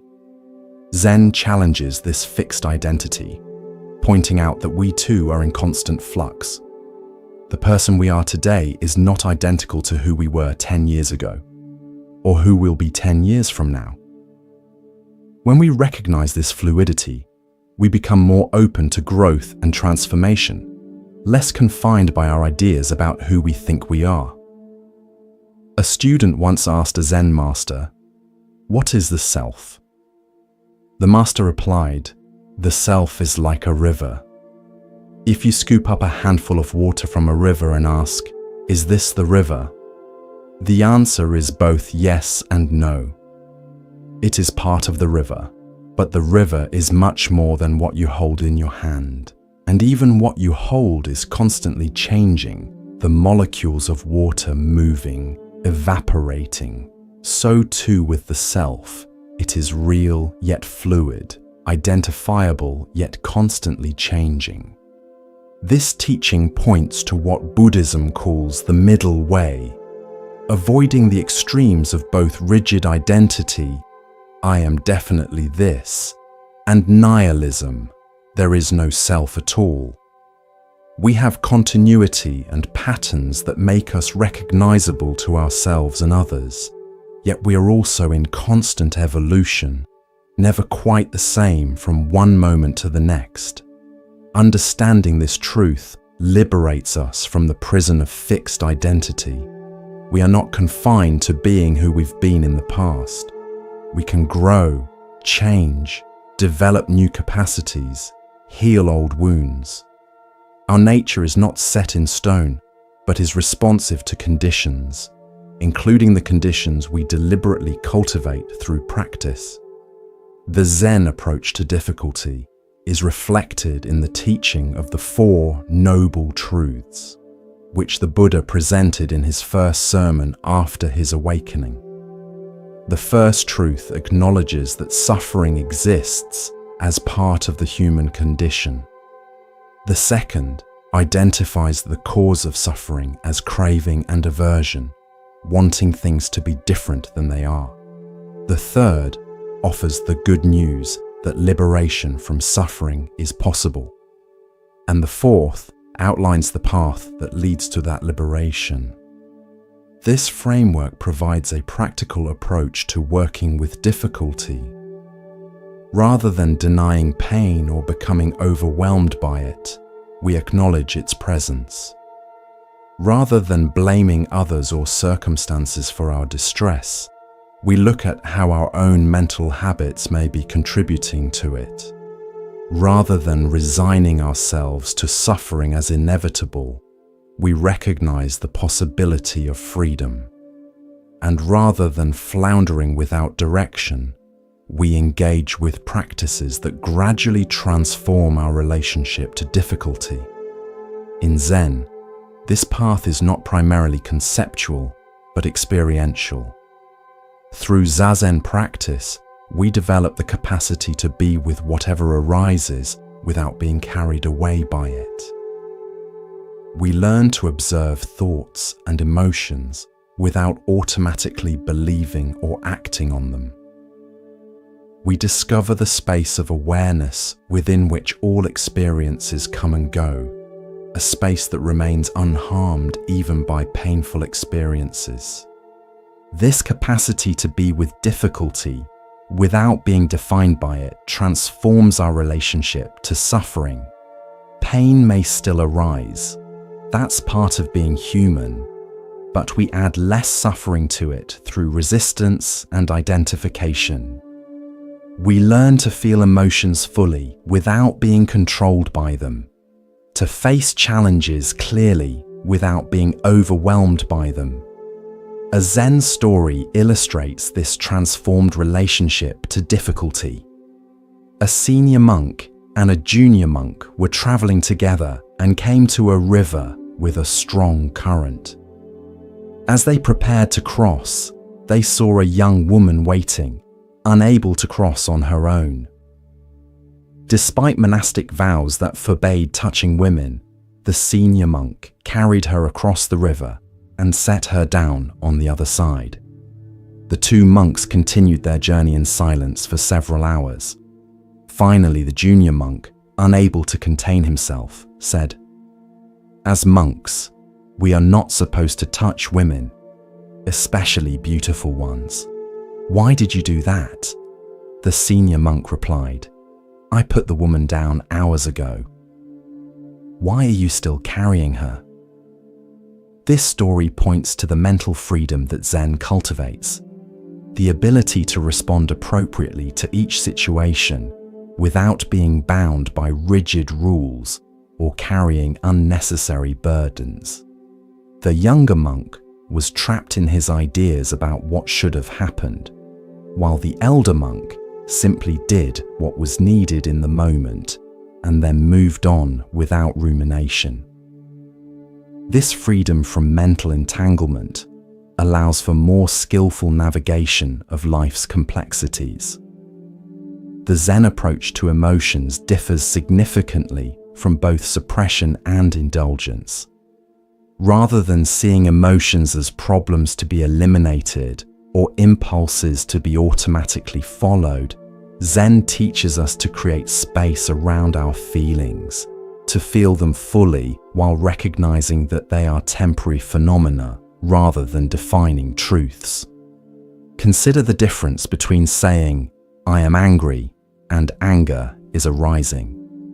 The first identification fuses us with the emotion, while the second creates a subtle but crucial space that allows us to respond rather than react. This doesn't diminish the intensity of the feeling, but changes our relationship to it. We can feel strong emotions without being controlled by them.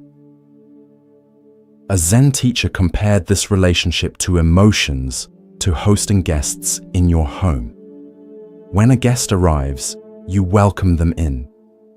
You offer them tea, listen to what they have to say, but you don't allow them to move in permanently or to dictate how you live. Similarly, we can welcome emotional guests with awareness, neither pushing them away nor allowing them to take over our inner household. This welcoming stance toward all experience is captured in the Zen teaching of non-preference. While we naturally have preferences, we enjoy pleasure more than pain, success more than failure. Attachment to these preferences creates suffering when life inevitably brings what we don't want. By practicing equanimity, the capacity to be with whatever arises without excessive grasping or aversion, we develop inner freedom that doesn't depend on controlling external conditions. This doesn't mean becoming passive or indifferent. we still work to create positive conditions for ourselves and others. But we do so without the rigid attachment to outcomes that creates suffering when things don't go according to plan. We learn to dance with life as it actually is, rather than struggling against the reality of constant change and unpredictability. A Zen master was once asked, "What is the secret of your serenity?" He replied, "Wholehearted cooperation with the inevitable." This doesn't mean passive resignation, but clear-seeing acceptance of what cannot be changed, coupled with wise action in areas where we can make a difference. The Serenity Prayer captures this wisdom. Grant me the serenity to accept the things I cannot change, the courage to change the things I can, and the wisdom to know the difference. In Zen practice, this wisdom arises not through analysis, but through the development of clear perception, unobscured by our habitual patterns of thinking. As we learn to see reality more directly, without the overlay of our projections, assumptions, and desires, appropriate action arises naturally from that clear seeing.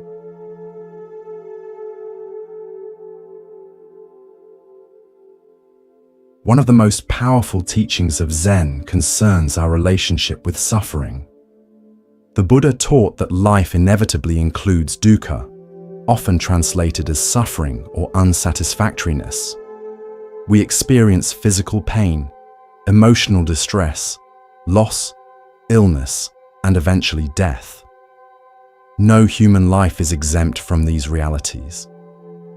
The question isn't whether we'll encounter suffering, but how we'll meet it when it arrives. The conventional approach is to try to eliminate suffering, to fix what hurts, to distract ourselves from pain, to arrange conditions so that discomfort doesn't arise. While there's wisdom in addressing problems that can be solved, much of life's suffering cannot be eliminated through external changes. People we love will still die. Bodies will still age and become ill. Disappointments and losses will still occur. Zen offers a different approach. Rather than trying to eliminate suffering, we learn to meet it with kind awareness. We develop the capacity to be with pain without adding the additional layer of suffering that comes from resistance. This doesn't mean we become passive in the face of injustice or problems that can be addressed. It means we stop fighting against the inherent vulnerability of being human.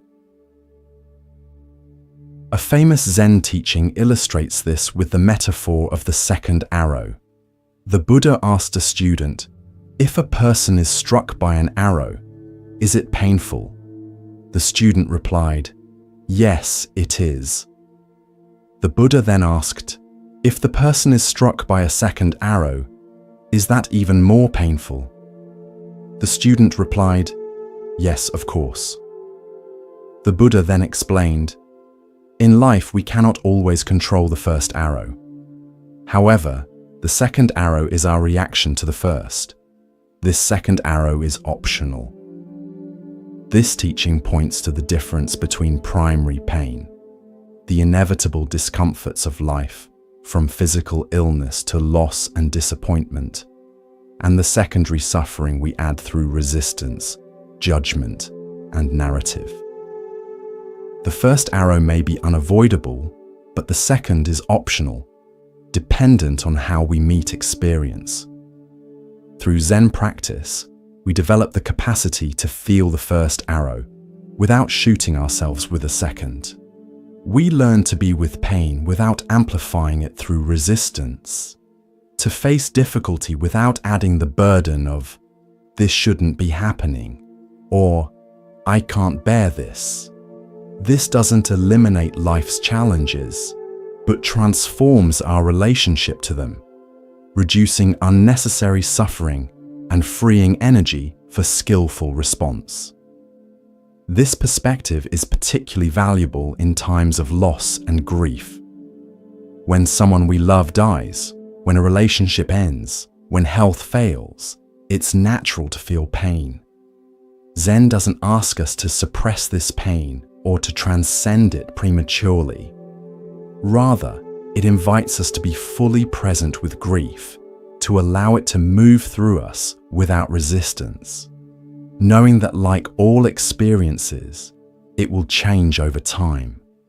The practice of being present with suffering, rather than trying to escape it, develops a quality that Zen calls equanimity, the capacity to be with the full range of human experience without being thrown off balance.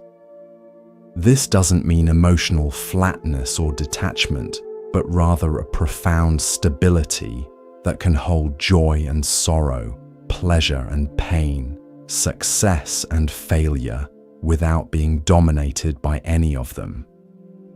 This equanimity is beautifully illustrated in the story of a farmer whose horse ran away. His neighbor said, "That's terrible luck." The farmer replied, "Maybe." The next day the horse returned, bringing 3 wild horses with it. "How wonderful!" exclaimed the neighbor. "Maybe," responded the farmer.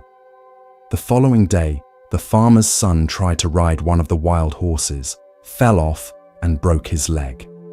"What a tragedy," sympathized the neighbor. "Maybe," said the farmer. A week later, military officials came to the village to draft young men into the army, but the farmer's son was passed over because of his broken leg.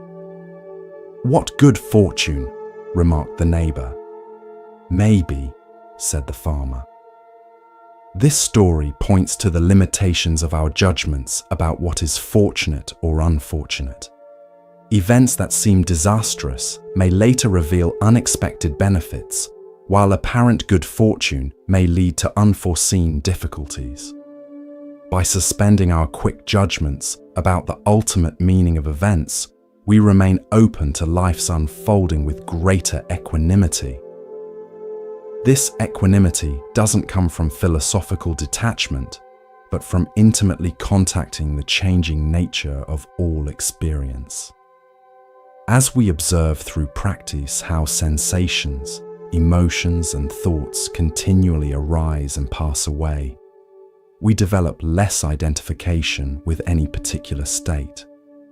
We recognize that pleasant experiences will inevitably end, while difficult ones will not last forever.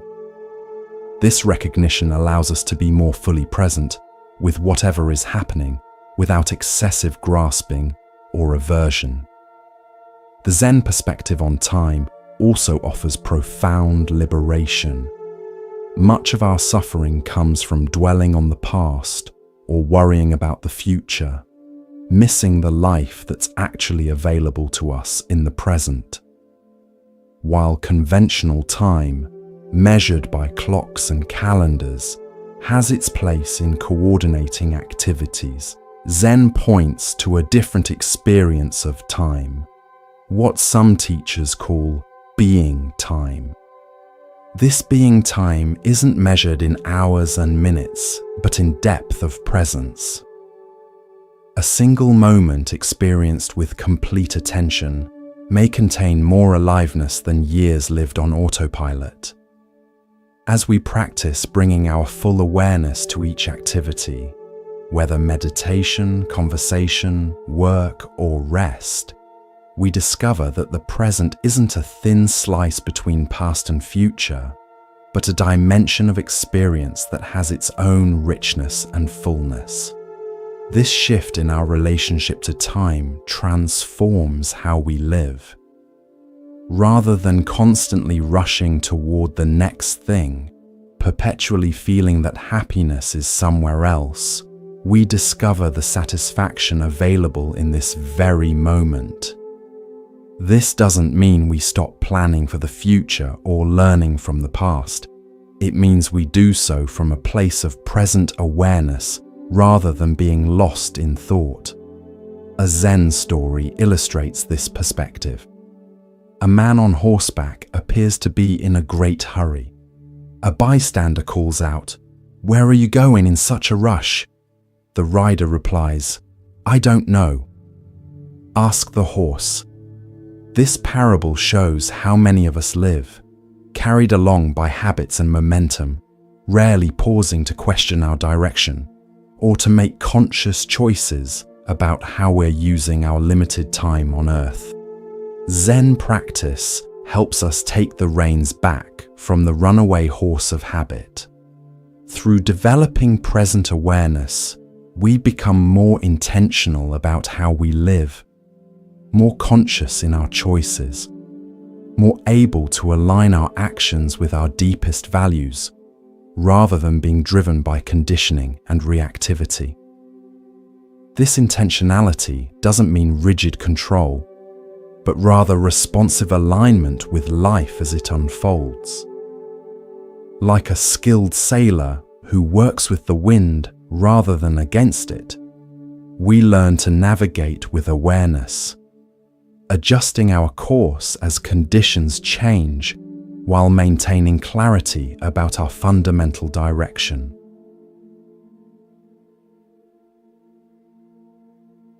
The journey of Zen is ultimately a journey home, a return to our true nature that has been present all along, but obscured by layers of conditioning, confusion, and habitual patterns of thinking.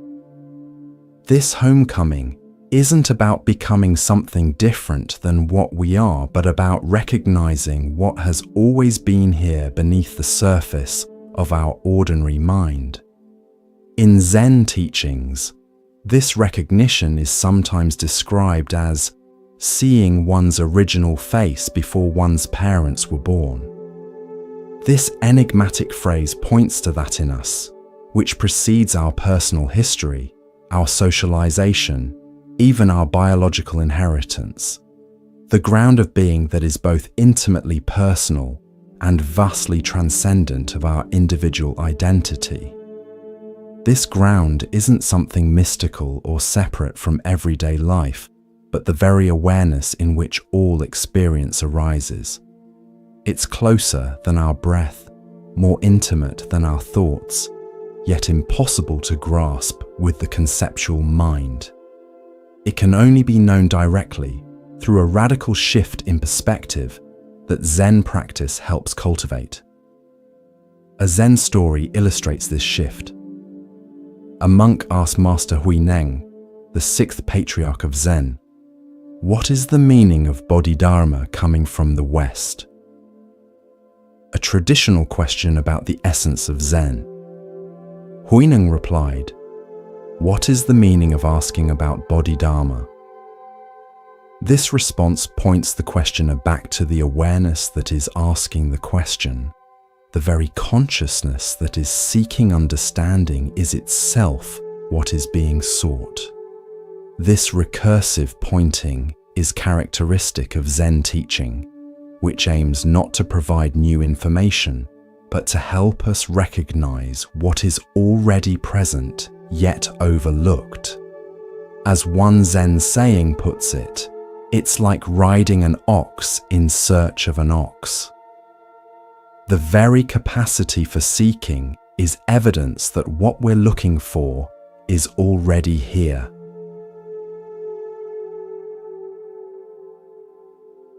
In our daily lives, we often miss this fundamental truth because our attention is habitually directed outward, toward objects and experiences, or inward, toward thoughts and emotions.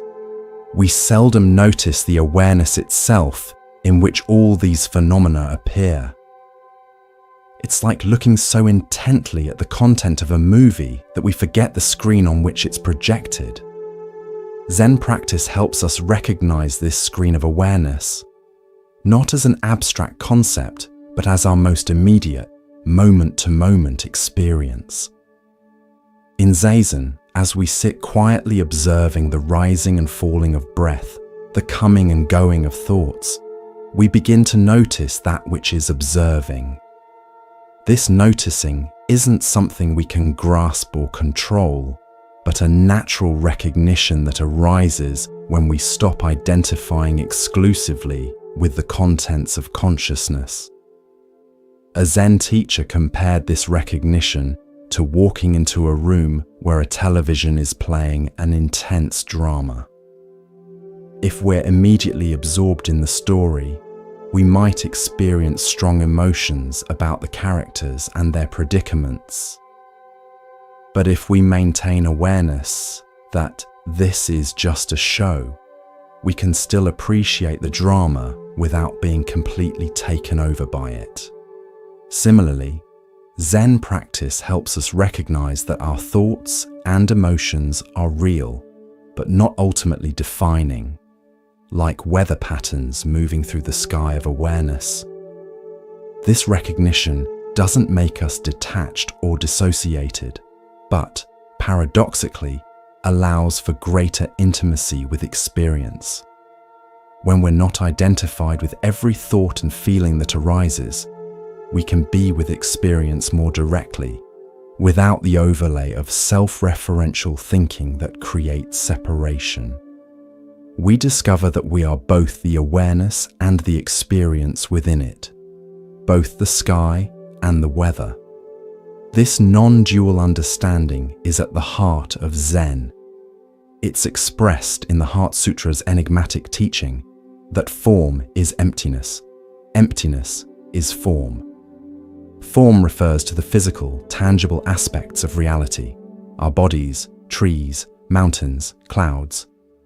Emptiness refers not to nothingness, but to the ungraspable, fluid nature of reality, its lack of fixed, independent existence.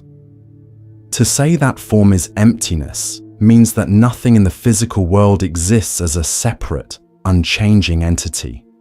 To say that emptiness is form means that this flowing, ungraspable reality manifests as the very tangible world we experience. Consider a wave in the ocean. From one perspective, the wave appears as a distinct entity with its own characteristics. It has a certain height, shape, and movement. Yet from another perspective, the wave is inseparable from the ocean itself. It is made entirely of water, continuously changing, eventually merging back into the vastness from which it arose.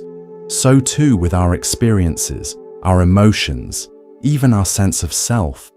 They arise temporarily, have their moment, and pass away, all within the boundless field of awareness. This understanding transforms our relationship to suffering. When difficult emotions arise, anger, fear, grief, we can recognize them as waves in the ocean of our consciousness. We don't need to suppress them or be overwhelmed by them. We can allow them to move through us with awareness, knowing they are temporary manifestations rather than defining truths about who we are. A famous Zen story illustrates this perspective. A monk came to his teacher deeply troubled by persistent feelings of anger that seemed incompatible with his spiritual path. "Master," he said, "I keep feeling angry despite all my practice.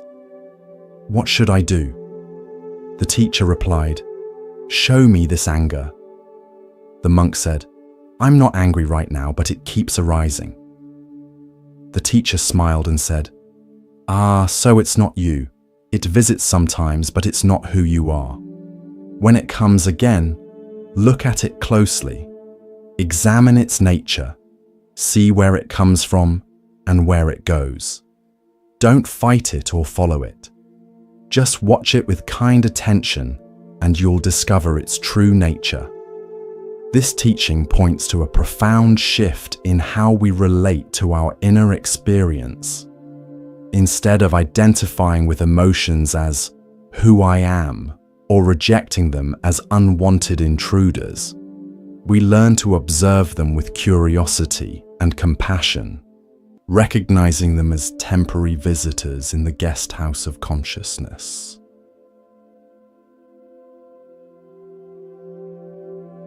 The 13th century Persian poet Rumi captured this attitude beautifully in his poem, The Guest House.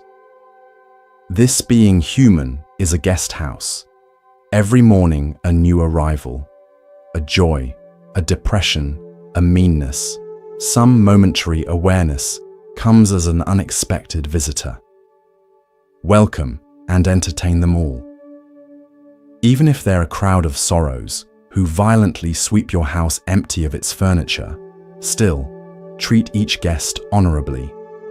He may be clearing you out for some new delight. The dark thought, the shame, the malice, meet them at the door laughing and invite them in. Be grateful for whoever comes, because each has been sent as a guide from beyond. This welcoming stance toward all experience is at the heart of Zen practice. It doesn't mean passively accepting harmful situations or indulging destructive impulses. Rather, it means meeting each experience with an open awareness that allows us to respond skillfully rather than react habitually. Consider how differently we might handle anger when recognized as a temporary visitor rather than a defining identity.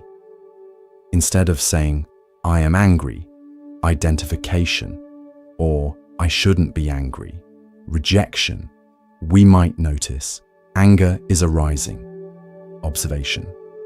This subtle shift creates space for choice.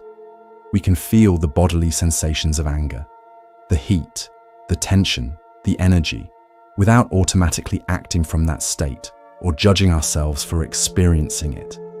This capacity to be with experience without being defined by it is developed through regular meditation practice.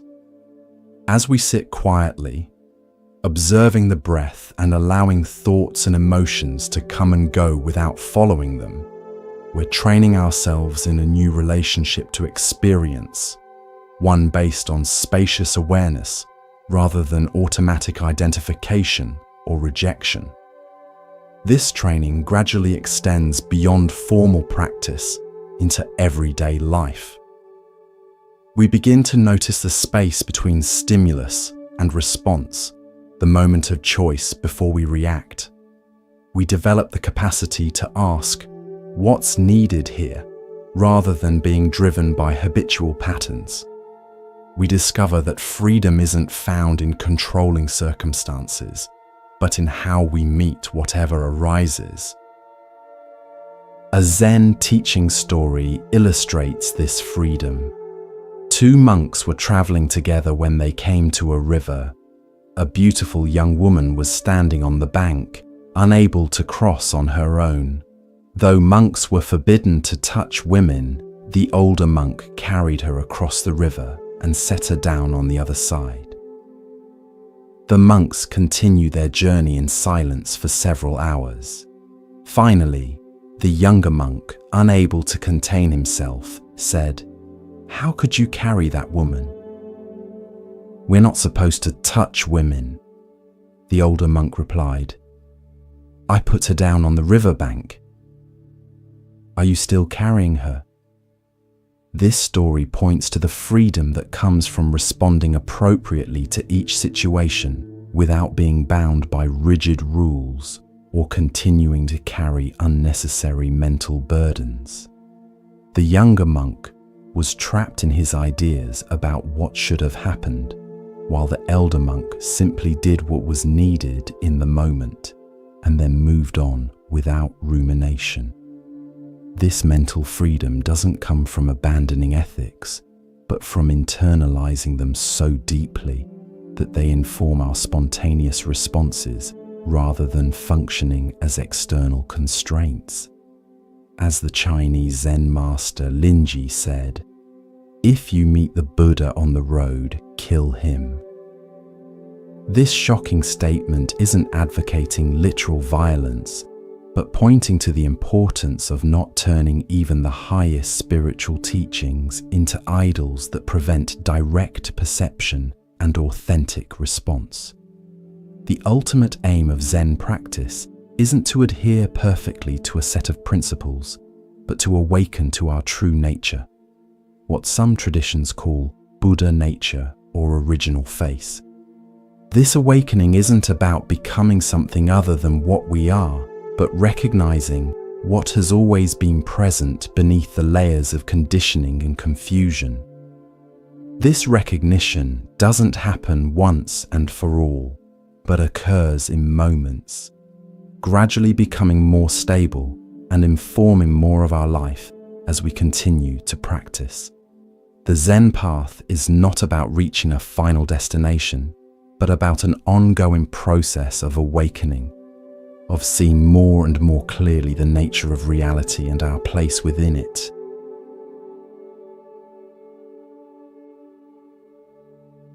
In our modern context, where many spiritual seekers are not monastics, but lay people balancing practice with work, family, and social responsibilities, Zen offers particular wisdom. It doesn't ask us to renounce the world, but to engage with it more fully and clearly.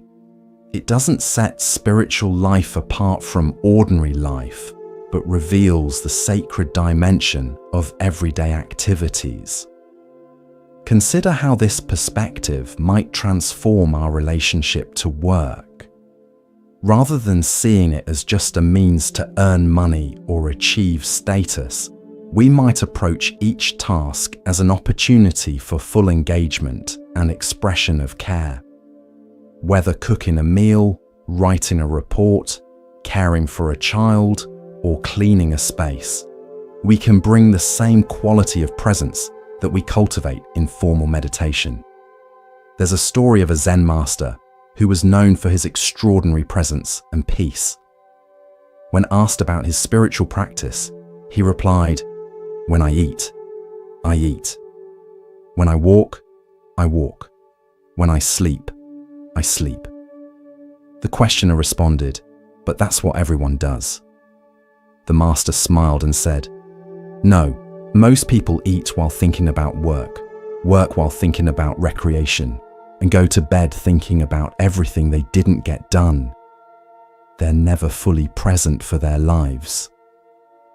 This complete presence, this wholehearted engagement with the activity of the moment, is at the heart of Zen practice. It's not about achieving some special state, but about removing the veils that prevent us from experiencing the extraordinary richness of ordinary life. When we're fully present for the simple act of drinking a cup of tea, of listening to a friend, of feeling the breeze on our skin, we touch a dimension of being that is inherently peaceful and complete. This quality of presence also transforms our relationships. So much of our interaction with others is filtered through our projections, assumptions, and preoccupations.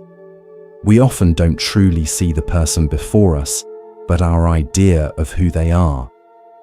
Zen practice helps us set aside these mental constructs and meet each person freshly, with genuine curiosity and openness. A Zen teaching on this topic advises, when you listen to someone, listen as if they are revealing the secrets of the universe to you. This attitude of complete attention is one of the greatest gifts we can offer another person. The experience of being truly seen and heard without judgment or agenda. This quality of listening extends to ourselves as well. Many of us carry a harsh inner critic that constantly judges and finds us lacking. Zen practice helps us recognize this voice, not as truth, but as conditioned thinking. As we develop the capacity to observe thoughts without automatically believing them, we create space for a more compassionate relationship with ourselves. This self-compassion isn't about indulgence or lowering standards, but about relating to ourselves with the same kindness and understanding we would offer a good friend. It recognizes our shared humanity, including our inevitable mistakes and imperfections, without using them as grounds for self-condemnation. The Zen perspective on effort is particularly valuable in our culture of striving and achievement. Many of us have been conditioned to believe that trying harder is always the answer, that force of will can overcome any obstacle. Zen offers a different perspective, what might be called effortless effort or non-doing. This doesn't mean passivity or laziness, but a quality of engagement that isn't driven by striving or dominated by the sense of a separate self making things happen. Consider the difference between trying to fall asleep and allowing sleep to happen, or between forcing a creative solution and allowing insight to arise. Some things cannot be achieved through direct effort, but require a different approach, creating the conditions and then letting go of control. This principle applies to many aspects of life. Often, our very effort to solve a problem keeps us locked in patterns that perpetuate it. When we step back, allow space, and approach the situation with beginner's mind, new possibilities emerge that weren't visible from within our habitual perspective. A famous Zen story illustrates this approach. A man noticed a butterfly struggling to emerge from its cocoon. Wanting to help, he gently cut open the cocoon to free the butterfly. To his dismay, the butterfly's wings were shriveled and undeveloped, and it was unable to fly. What he didn't realize was that the struggle to emerge from the cocoon was nature's way of forcing fluid into the butterfly's wings, preparing them for flight. By helping, he had actually prevented the butterfly from developing the strength it needed. This story points to the wisdom of allowing natural processes to unfold in their own time without premature intervention. Sometimes the struggle itself is essential for growth and development. This doesn't mean we never offer help, but that we discern when assistance is truly supportive versus when it might prevent necessary development. The Zen approach to difficulty is particularly valuable in times of significant change or uncertainty. When familiar structures fall away, a relationship ends, a job is lost, health declines, we naturally want to grasp for security and control. Zen invites us instead to remain open to not knowing, to allow ourselves to be vulnerable to life's uncertainty. In this vulnerable openness, we may discover resources within ourselves that were previously hidden. A Zen master was asked by a student, "How can I find peace in a world of such chaos and uncertainty?" The master replied, "You are seeking the wrong thing. Do not look for certainty in an uncertain world. Instead, develop the capacity to be at peace with uncertainty. This is true freedom." This teaching doesn't dismiss the very human desire for security, but points to a deeper security that isn't dependent on controlling external conditions. When we recognize the stable awareness that remains present through all changing experiences, we discover a ground of being that provides continuity and presence regardless of external circumstances. This understanding is particularly relevant in our modern world, where change is accelerating and traditional sources of stability, long-term employment, geographical roots, stable social structures, are increasingly rare. The capacity to remain centered amidst change, to navigate uncertainty with clarity rather than fear, becomes an essential life skill. The Zen perspective on death offers profound wisdom for confronting our mortality. In many cultures, death is a taboo subject, something to be avoided or denied. This avoidance creates an undercurrent of anxiety that affects how we live.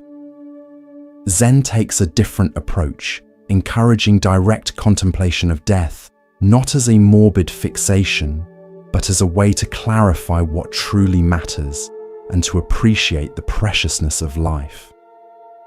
A Zen story tells of a wealthy man who spent his life accumulating possessions and status while neglecting his family and his own well-being. When he was diagnosed with a terminal illness, he realized that none of his achievements could accompany him beyond death. In his final months, he discovered what truly mattered: the love of his family, the beauty of the natural world, the peace of a quiet mind. Though his time was short, he found greater fulfillment in those months than in decades of chasing external success. This story points to how the recognition of our mortality can clarify our priorities and free us from trivial concerns. When we remember that our time is limited, we're less likely to waste it on resentment, pointless conflict, or pursuits that don't align with our deepest values. Zen monasteries traditionally include regular contemplation of death as part of training. This isn't to create fear or despair, but to penetrate the illusion of permanence that keeps us living superficially. As one Zen saying puts it, "Die before you die, and be completely free." This enigmatic instruction points to the freedom that comes from letting go of our attachment to a fixed self-image before our physical death, releasing the limiting identities we've constructed, and discovering the boundless awareness that remains. This contemplation of death also heightens our appreciation for the gift of life. When we truly understand that each day is not guaranteed, that each encounter with a loved one could be our last, ordinary moments take on extraordinary significance. A meal shared with family, a conversation with a friend, even the simple experience of breathing and moving become occasions for gratitude and wonder. The Zen approach to aging is similarly transformative. In a culture obsessed with youth and physical perfection, aging is often seen as a decline to be resisted through cosmetic interventions and anti-aging remedies. Zen offers a different perspective, seeing the later stages of life as an opportunity for deepening wisdom and simplicity. There's a Zen story about an old master who was asked by a student, "What is the secret of your contentment in old age?" The master replied, "When I was young, I tried to grasp everything I desired and push away what I didn't want. Now I've learned to let life come to me and pass through me. I take what I need and release the rest. My body may have weakened, but my spirit has grown lighter." This teaching points to the inner freedom that can develop as we age, particularly if we've engaged in spiritual practice. While the body naturally changes over time, our awareness can become clearer and more spacious. Physical limitations may actually support spiritual growth by necessitating a shift from external activities to inner cultivation. This perspective doesn't romanticize the challenges of aging or deny the real losses that may accompany it. Rather, it suggests that even these difficulties can become part of the path of awakening if met with awareness and acceptance. The limitations of the aging body can teach us to identify less with physical form and to recognize more fully the awareness that remains unchanged throughout the life cycle. The Zen approach to pleasure and pain offers wisdom for navigating the full spectrum of human experience. Rather than seeking to maximize pleasure and minimize pain, the default strategy of the untrained mind, Zen teaches us to be present with both pleasant and unpleasant experiences without excessive attachment or aversion. This doesn't mean denying the natural preference for pleasure over pain, but recognizing that chasing after pleasant experiences and running from unpleasant ones creates its own suffering. The constant attempt to control our experience keeps us in a state of tension and prevents us from being fully present with life as it is. A Zen story illustrates this understanding. A student complained to his teacher, "I keep searching for happiness, but it seems so elusive. What am I doing wrong?" The teacher replied, "You're treating happiness as a destination, something to find and hold on to. But happiness is not a place to reach. It's the freedom that comes from not needing things to be different than they are." This teaching points to a happiness that isn't dependent on getting what we want, but arises from a profound acceptance of life as it is. This doesn't mean passive resignation, but a clear-eyed engagement that doesn't waste energy in resistance to what cannot be changed. Consider how much suffering comes not from pain itself, but from our resistance to it. This shouldn't be happening, that we add to difficult experiences. When we practice accepting pain as part of life rather than an aberration or failure, we reduce the additional layer of suffering that comes from fighting reality. Similarly, much of our dissatisfaction comes from the inability to fully enjoy pleasant experiences because of the anxious awareness that they won't last. When we grasp at pleasure, trying to make it permanent or more intense, we paradoxically diminish our capacity to enjoy it. The Zen approach is to savor pleasant experiences fully while they're happening, without clinging to them when they pass. This balanced relationship to pleasure and pain is developed through meditation practice. As we sit quietly, observing sensations arise and pass away without following them, we train in non-attachment, the capacity to be with experience without being defined by it or driven by it. This non-attachment isn't coldness or indifference, but a warm, engaged presence that doesn't need to control experience. The Zen perspective on desire offers particular wisdom for our consumer culture, where we're constantly stimulated to want more possessions, more status, more experiences, more pleasure. This endless wanting creates a background dissatisfaction, even in relatively fortunate circumstances. No matter how much we acquire or achieve, there's always something more to desire.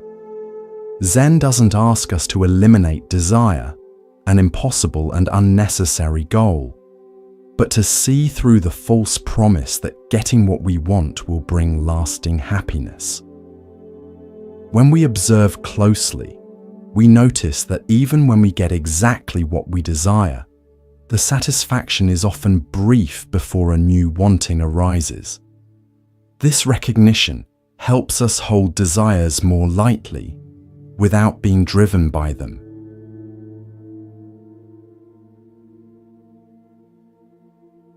A Zen teacher compared desire to thirst. If you're dehydrated, water is genuinely needed and will relieve your thirst temporarily.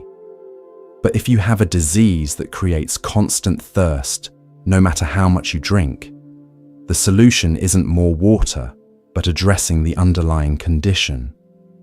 Similarly, if our desires arise from a sense of inner lack or emptiness, no amount of external acquisition will fill that space. The path isn't to fulfill every desire, but to investigate its source.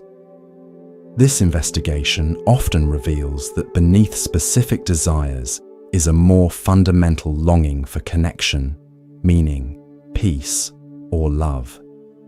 When we recognize these deeper needs, we can address them more directly rather than through substitute satisfactions that never quite fulfill.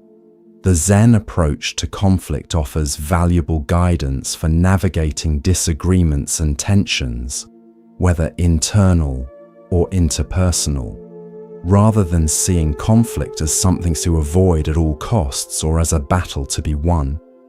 Zen invites us to view it as an opportunity for deeper understanding and growth. Internal conflict, the clash between different aspects of ourselves, different values or desires, is often met with suppression of one side, or a painful oscillation between opposing positions. Zen suggests a different approach, creating space to hold both sides with awareness, listening deeply to each without immediate resolution. This spacious attention often allows a third way to emerge, not a compromise between positions, but a more integrated understanding that transcends the apparent opposition. A similar approach applies to interpersonal conflict. Instead of defending our position or trying to defeat the others, we can practice deep listening, attending not just to the words, but to the needs and values beneath them. We can recognize that conflict often arises from misunderstanding or from legitimate differences in perspective, rather than from bad intentions. A Zen story illustrates this approach. Two monks were arguing about the temple flag flapping in the wind. One said, "The flag moves." The other said, "The wind moves." They argued back and forth but couldn't agree. Their teacher happened to pass by and said, "Neither the flag nor the wind moves. It is your mind that moves." This teaching points to how our perceptions and thinking create the reality we experience, including conflicts that seem to exist out there, but actually arise in the mind. This doesn't mean that all conflicts are merely perceptual or that real differences don't exist. It points to the importance of recognizing how our interpretations, assumptions, and reactions shape conflict situations. By becoming aware of our own contribution, we create the possibility for genuine dialogue rather than entrenched opposition. The practice of Zen helps us develop the capacity to stay present in difficult conversations without being hijacked by defensive reactions or the need to be right. We learn to notice when we're becoming tense or angry and to reconnect with our breath and body rather than being carried away by emotional reactivity. This creates space for more skillful response. In all these areas, from our relationship to thoughts and emotions to how we handle conflict, from our understanding of desire to our approach to aging and death, Zen offers practices that transform our experience not by changing external conditions, but by shifting how we relate to them. This inside-out approach is captured in a saying attributed to the Buddha, "With our thoughts, we make the world."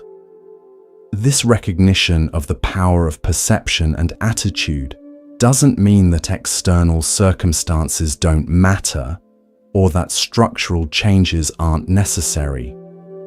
It points to the freedom we have, regardless of conditions, to relate to life with greater wisdom and compassion. Even in difficult circumstances, we can cultivate inner freedom through how we meet experience.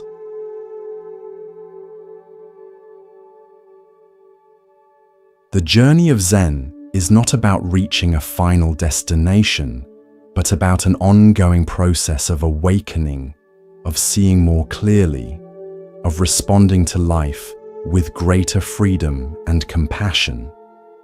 It doesn't promise a life without difficulties, but offers practices that transform our relationship to difficulty, allowing us to meet life's inevitable challenges with greater ease and clarity. As we walk this path, we discover that what we've been seeking, peace, meaning, connection, isn't found elsewhere, but in the quality of our attention to what's already here. The extraordinary is revealed within the ordinary when we learn to see with fresh eyes and to meet life directly, without the veil of habitual thinking. In this direct meeting, we find the freedom and peace that have been our birthright all along. You're welcome. Let me continue with the rest of the final 7,000 words to complete the script. The Zen approach to the natural world offers profound wisdom for our ecological crisis. While much environmental discourse focuses on technical solutions or policy changes, both necessary aspects of addressing climate change and biodiversity loss, Zen points to something deeper: our fundamental relationship with the more than human world. In the modern industrial worldview, nature is often seen as a resource to be used, as something separate from human life and society. Zen challenges this perception of separation, pointing to our inescapable embeddedness in the web of life. We are not observers or managers of nature, but participants within it, as inseparable from the living world as waves are from the ocean. A Zen teacher expressed this understanding when asked about humans' relationship to nature. He replied, "There is no relationship, because there are not two things to be related." This teaching points to the artificial nature of the boundary we draw between ourselves and the environment. When we truly understand this, care for the earth becomes not an obligation or a cause, but the natural expression of caring for ourselves. This perspective transforms our approach to environmental challenges. Instead of seeing climate change or species extinction as abstract problems happening elsewhere, we recognize that what happens to the earth happens to us.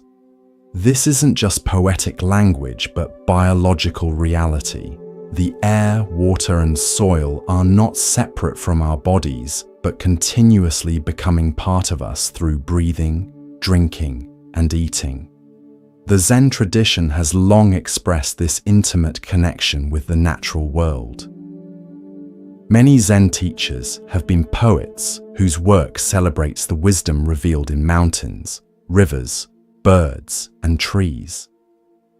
The Japanese haiku tradition, deeply influenced by Zen, focuses attention on the small details of nature that reveal the vast mystery of existence.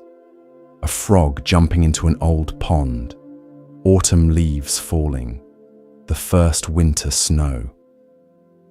This attention to nature isn't romantic escapism, but a way of reconnecting with the reality of our existence as embodied beings living within, not apart from, the natural world.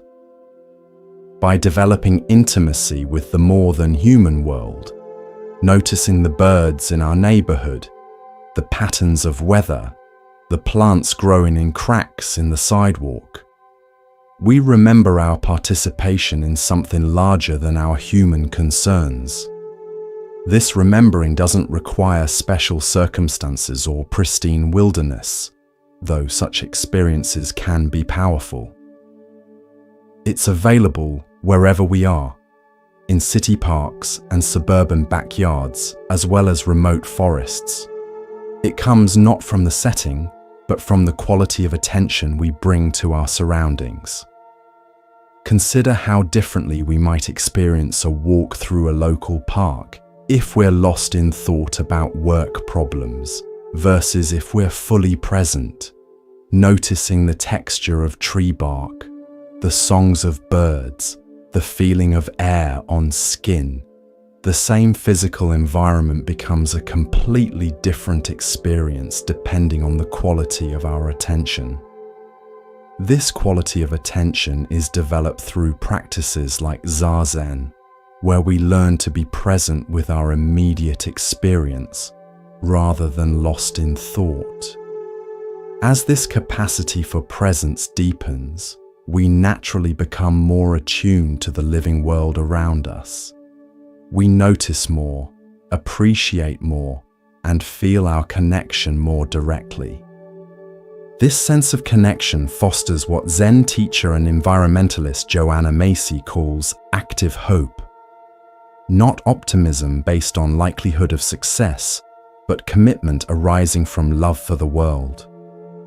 When we feel ourselves as part of the living earth rather than separate from it, we're naturally moved to act on its behalf, not from guilt or obligation, but from the same impulse that protects one's own body from harm.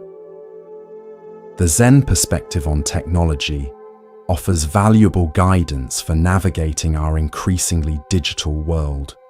While Zen doesn't reject technology, many Zen centers use websites, social media, and video platforms to share teachings. It encourages us to use these tools mindfully rather than being used by them. In our hyper-connected age, many of us experience what researchers call continuous partial attention, a state of being perpetually distracted by notifications, updates, and the lure of endless information. This fragmented awareness leaves us feeling scattered and exhausted, unable to be fully present with anything or anyone. Zen practice counteracts this tendency by developing the capacity for sustained attention. Through meditation, we train ourselves to stay with a single focus: the breath, bodily sensations, environmental sounds, rather than following every thought or impulse that arises. This training becomes increasingly valuable in a world designed to capture and monetize our attention. A Zen approach to technology might include practices like designated device-free times, mindful use of social media, and regular digital fasts. It's not about rejecting the benefits of technology, but about using it intentionally rather than compulsively, in ways that enhance rather than diminish our humanity. This intentionality extends to how we consume information. In an age of information overload, Zen reminds us that wisdom doesn't come from accumulating more data, but from digesting and integrating what we encounter. Sometimes less input and more reflection leads to greater understanding than constant consumption of new content. The Zen perspective on work offers valuable guidance for finding meaning and balance in our professional lives. In the traditional monastery, work, samu, was considered an integral part of spiritual practice, not separate from meditation. Cooking, cleaning, gardening, and maintaining the monastery were all approached with the same attention and presence cultivated in formal meditation. This integration of work and practice challenges the common modern separation between spiritual life and work life. Rather than seeking meaning exclusively in designated spiritual activities, Zen invites us to bring the same qualities of presence, care, and non-attachment to our daily work.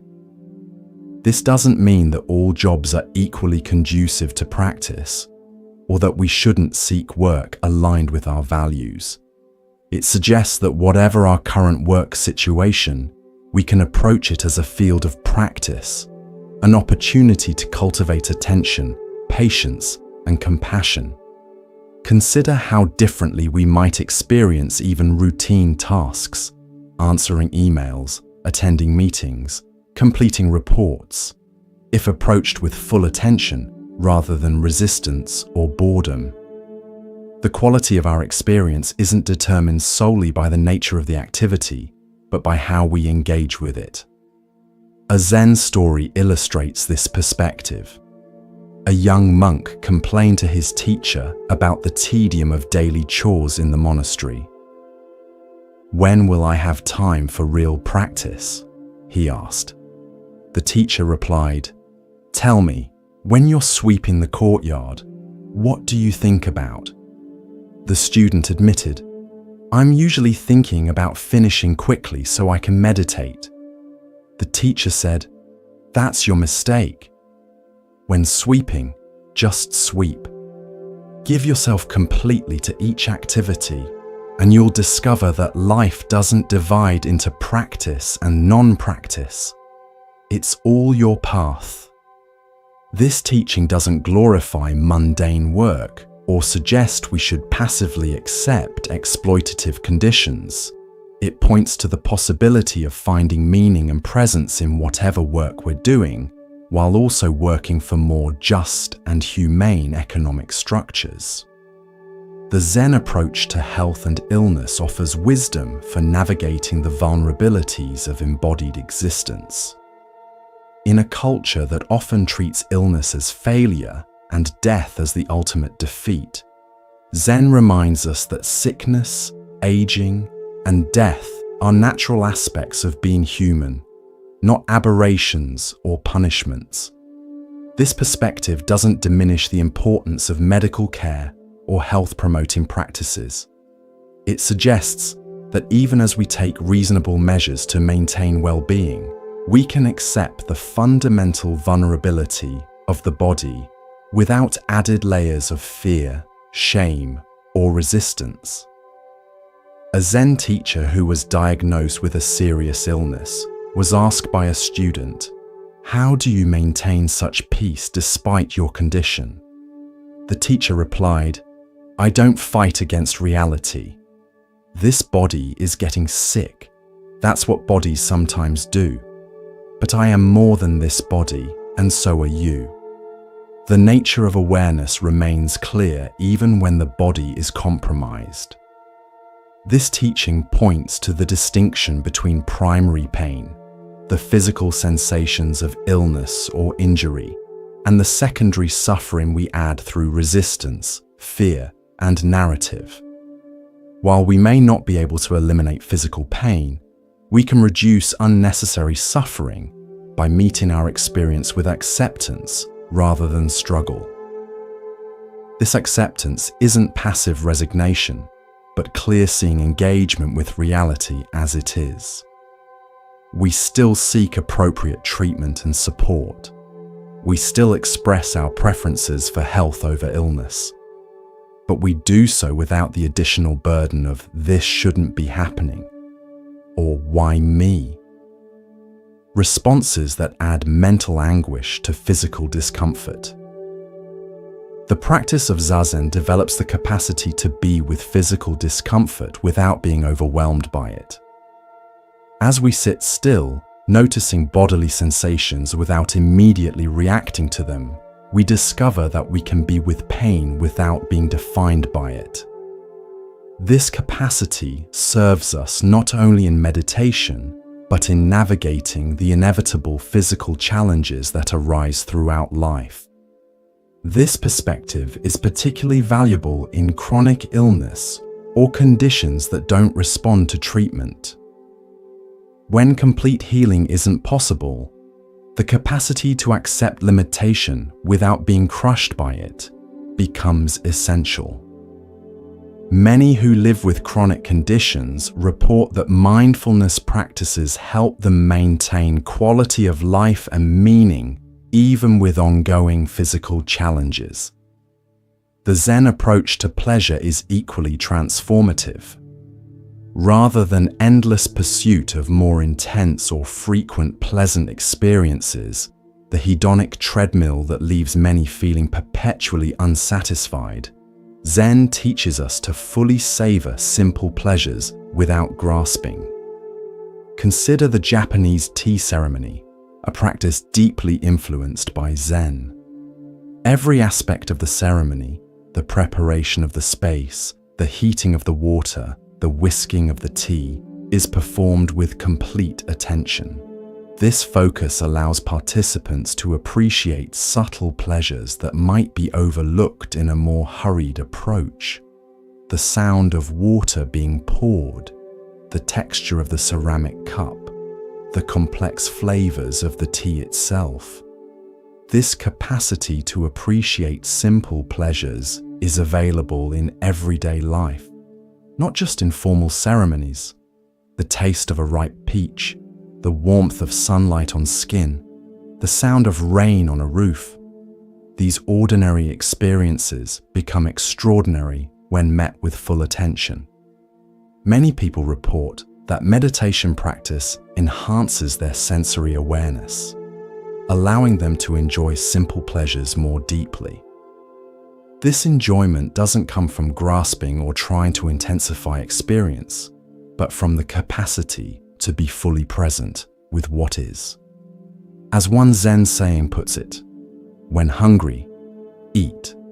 When tired, sleep. This seemingly simple instruction points to the direct, unmediated experience of life's basic pleasures, without the overlay of conceptual thinking that often diminishes direct experience. The Zen perspective on community offers valuable guidance for navigating our relationships and social connections.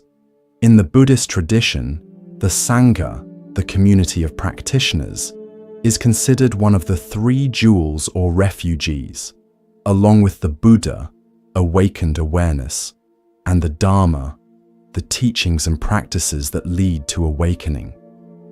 This emphasis on community recognizes that spiritual development doesn't happen in isolation, but through interaction, feedback, and mutual support.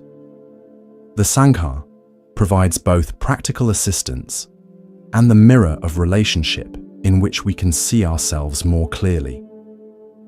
In traditional Zen monasteries, the daily schedule includes extensive time in group meditation, shared meals, and communal work. This immersion in community creates both challenges and opportunities for practice. The minor frictions of communal living, differences in preference, personality clashes, competing needs, become opportunities to observe our reactions and to practice patience, communication, and consideration. In our modern context, formal Zen communities still exist in the form of monasteries, residential centers, and local meditation groups. But the principles of Sangha can inform all our relationships, helping us approach connections with greater presence, care, and authenticity. A core Zen teaching relevant to community is the recognition of interdependence. Nothing and no one exists in isolation. We are continuously shaped by and shaping those around us. Our actions, words, and even thoughts affect others in ways both obvious and subtle. When we truly recognize this interconnectedness, we naturally become more mindful of our impact. This recognition doesn't mean losing healthy boundaries or subsuming our needs to others. It suggests that our well-being is inextricably linked with the well-being of those around us. The happier, more peaceful, and more free our community members are, the more supportive the environment is for our own flourishing.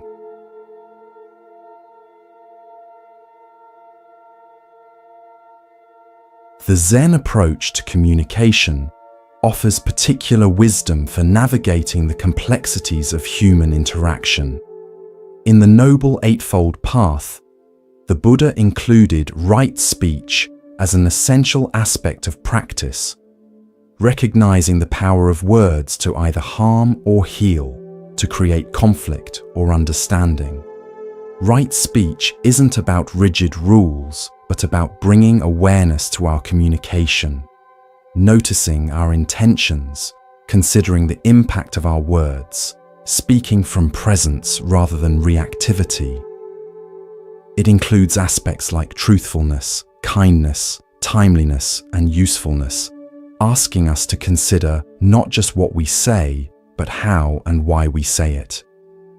In Zen practice, periods of silence called sesshin, literally gathering the mind, help us observe the habits of speech and thought that often operate unconsciously.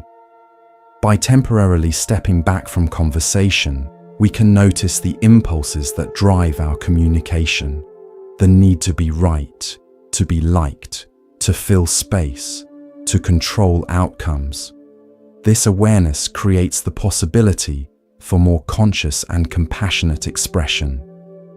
When we do speak, Zen encourages us to come from a place of presence, rather than rehearsed positions or automatic reactions. This presence allows for genuine dialogue, a mutual exploration of understanding, rather than parallel monologues where neither person is truly listening to the other. The quality of our listening is equally important. Zen teacher Thich Nhat Hanh coined the term deep listening to describe a way of attending to others with our full presence, without interruption, judgment, or planning our response. This quality of attention creates space for the speaker to express themselves more fully and for genuine understanding to emerge. This deep listening isn't limited to human conversation, but extends to all of life. By attending closely to the natural world, to our bodies, to the subtle currents of experience, we open ourselves to wisdom that isn't available through conceptual thinking alone. As one Zen saying puts it, when walking, walk. When eating, eat. This seemingly simple instruction points to the profound practice of giving our complete attention to each activity, each encounter. The Zen perspective on social justice offers valuable guidance for working toward a more equitable and compassionate world. While some misunderstand meditation as a purely personal practice focused on inner peace, the Zen tradition has a rich history of social engagement, with many teachers working actively to address poverty, discrimination, war, and environmental destruction. This engagement arises not from ideology, but from the direct perception of our fundamental interconnectedness. When we truly understand that there is no separate self, the suffering of others becomes our concern, not through moral obligation, but through the recognition that their well-being and ours are inseparable. A Zen approach to social justice emphasizes both inner and outer transformation. Without inner work, our efforts to change society may replicate the very patterns of aggression, self-righteousness, and othering that we're trying to overcome. Without outer engagement, our inner practice may become a form of spiritual bypassing that ignores real suffering in the world. The integration of these dimensions is captured in the Zen saying, "Before enlightenment, chop wood, carry water. After enlightenment, chop wood, carry water." The activities may look the same from the outside, but they're informed by a different understanding, a clearer perception of our interconnectedness and responsibility to one another. This clarity doesn't lead to rigid certainty about political positions, but to a more nuanced, compassionate engagement that recognizes the complexity of social issues and the humanity of all involved, even those with whom we deeply disagree. It allows for firm commitment to equity and justice, while maintaining an open heart toward those who see things differently. The Zen approach to conflict, whether personal or social, emphasizes understanding the roots of hostility rather than responding in kind. When met with aggression, Our instinctive reaction is often to become aggressive ourselves or to withdraw in fear. Zen practice helps us find a middle way, remaining present and engaged without either attacking or abandoning the field. This capacity to stay present in difficult situations develops through meditation practice.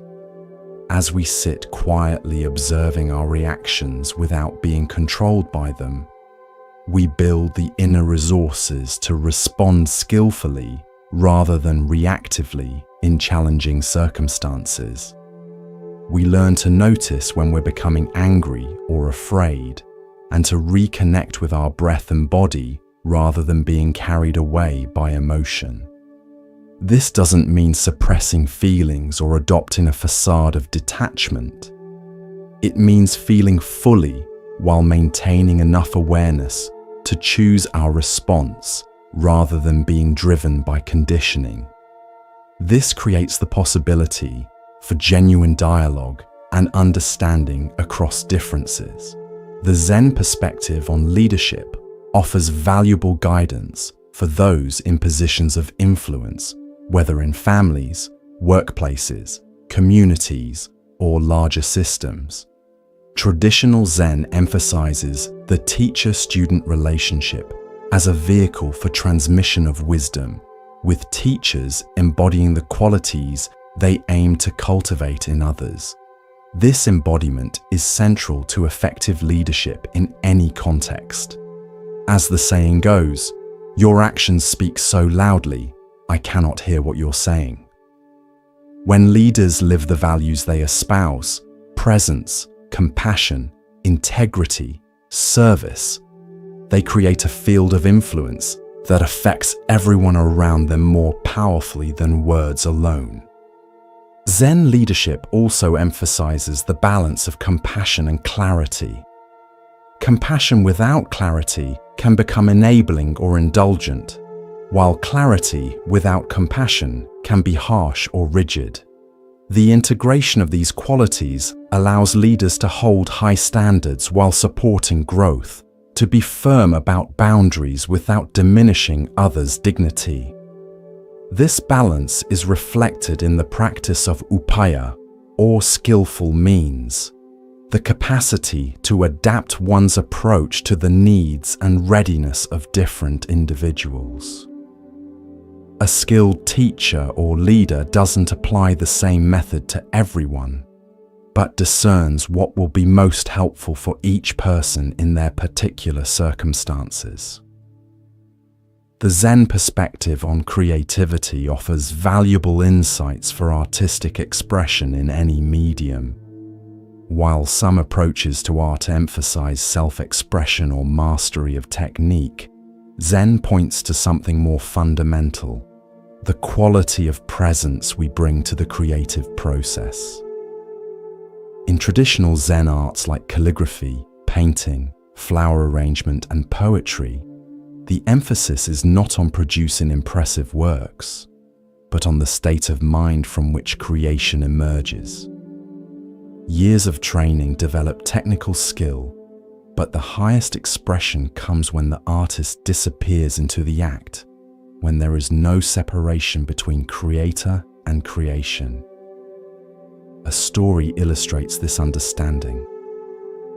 A master painter was commissioned to paint a bamboo forest for a wealthy patron. He spent years observing bamboo in all seasons and conditions, in rain and sun, in wind and stillness, at dawn and dusk. When he finally took up his brush, he completed the painting in a single fluid session. The patron, watching him work, exclaimed, "How can you paint so quickly after making me wait so long?" The artist replied, "It took years for the bamboo to grow within me." The painting itself was merely the final moment of that growth. This story points to the integration of preparation and spontaneity that characterizes Zen creativity. The rigorous development of skill creates the conditions for freedom, for the falling away of self-consciousness that allows direct expression to emerge. This approach to creativity isn't limited to traditional arts, but applies to any creative endeavor, from cooking to coding, from writing to designing, from teaching to parenting. Whatever the medium, the quality of attention we bring to the process shapes both the outcome and our experience of creating it.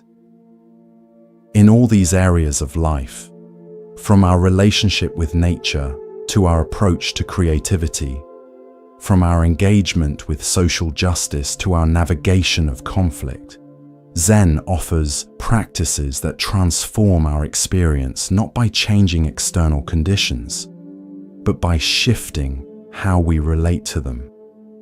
This inside-out approach doesn't diminish the importance of working for positive change in the world. It suggests that such work is most effective when it arises from clear seeing and compassionate presence rather than reaction and self-righteousness. The journey of Zen isn't about reaching a final destination or achieving a permanent state. It's about an ongoing process of awakening, of seeing more clearly, of responding to life with greater freedom and compassion.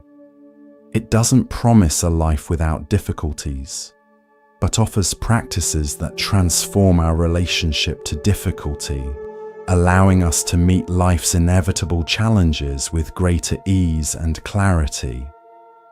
As we walk this path, we discover that what we've been seeking, peace, meaning, connection, isn't found elsewhere, but in the quality of our attention to what's already here. The extraordinary is revealed within the ordinary when we learn to see with fresh eyes and to meet life directly without the veil of habitual thinking. In this direct meeting, we find the freedom and peace that have been our birthright all along. May this exploration of Zen wisdom serve as a doorway to your own direct experience, your own discovery of the peace and clarity that are always available when we learn to be fully present for this precious human life. The path is walked one step at a time, one breath at a time, one moment of presence at a time.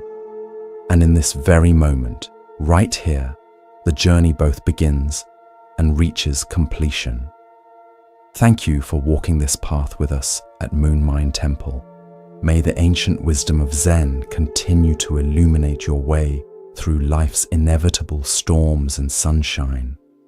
Remember that beyond all concepts and teachings lies your own direct experience, the true teacher that has been with you all along. We bow in gratitude to the lineage of teachers who have preserved these teachings, to all beings who support our practice, and to you for your sincere engagement with this timeless wisdom.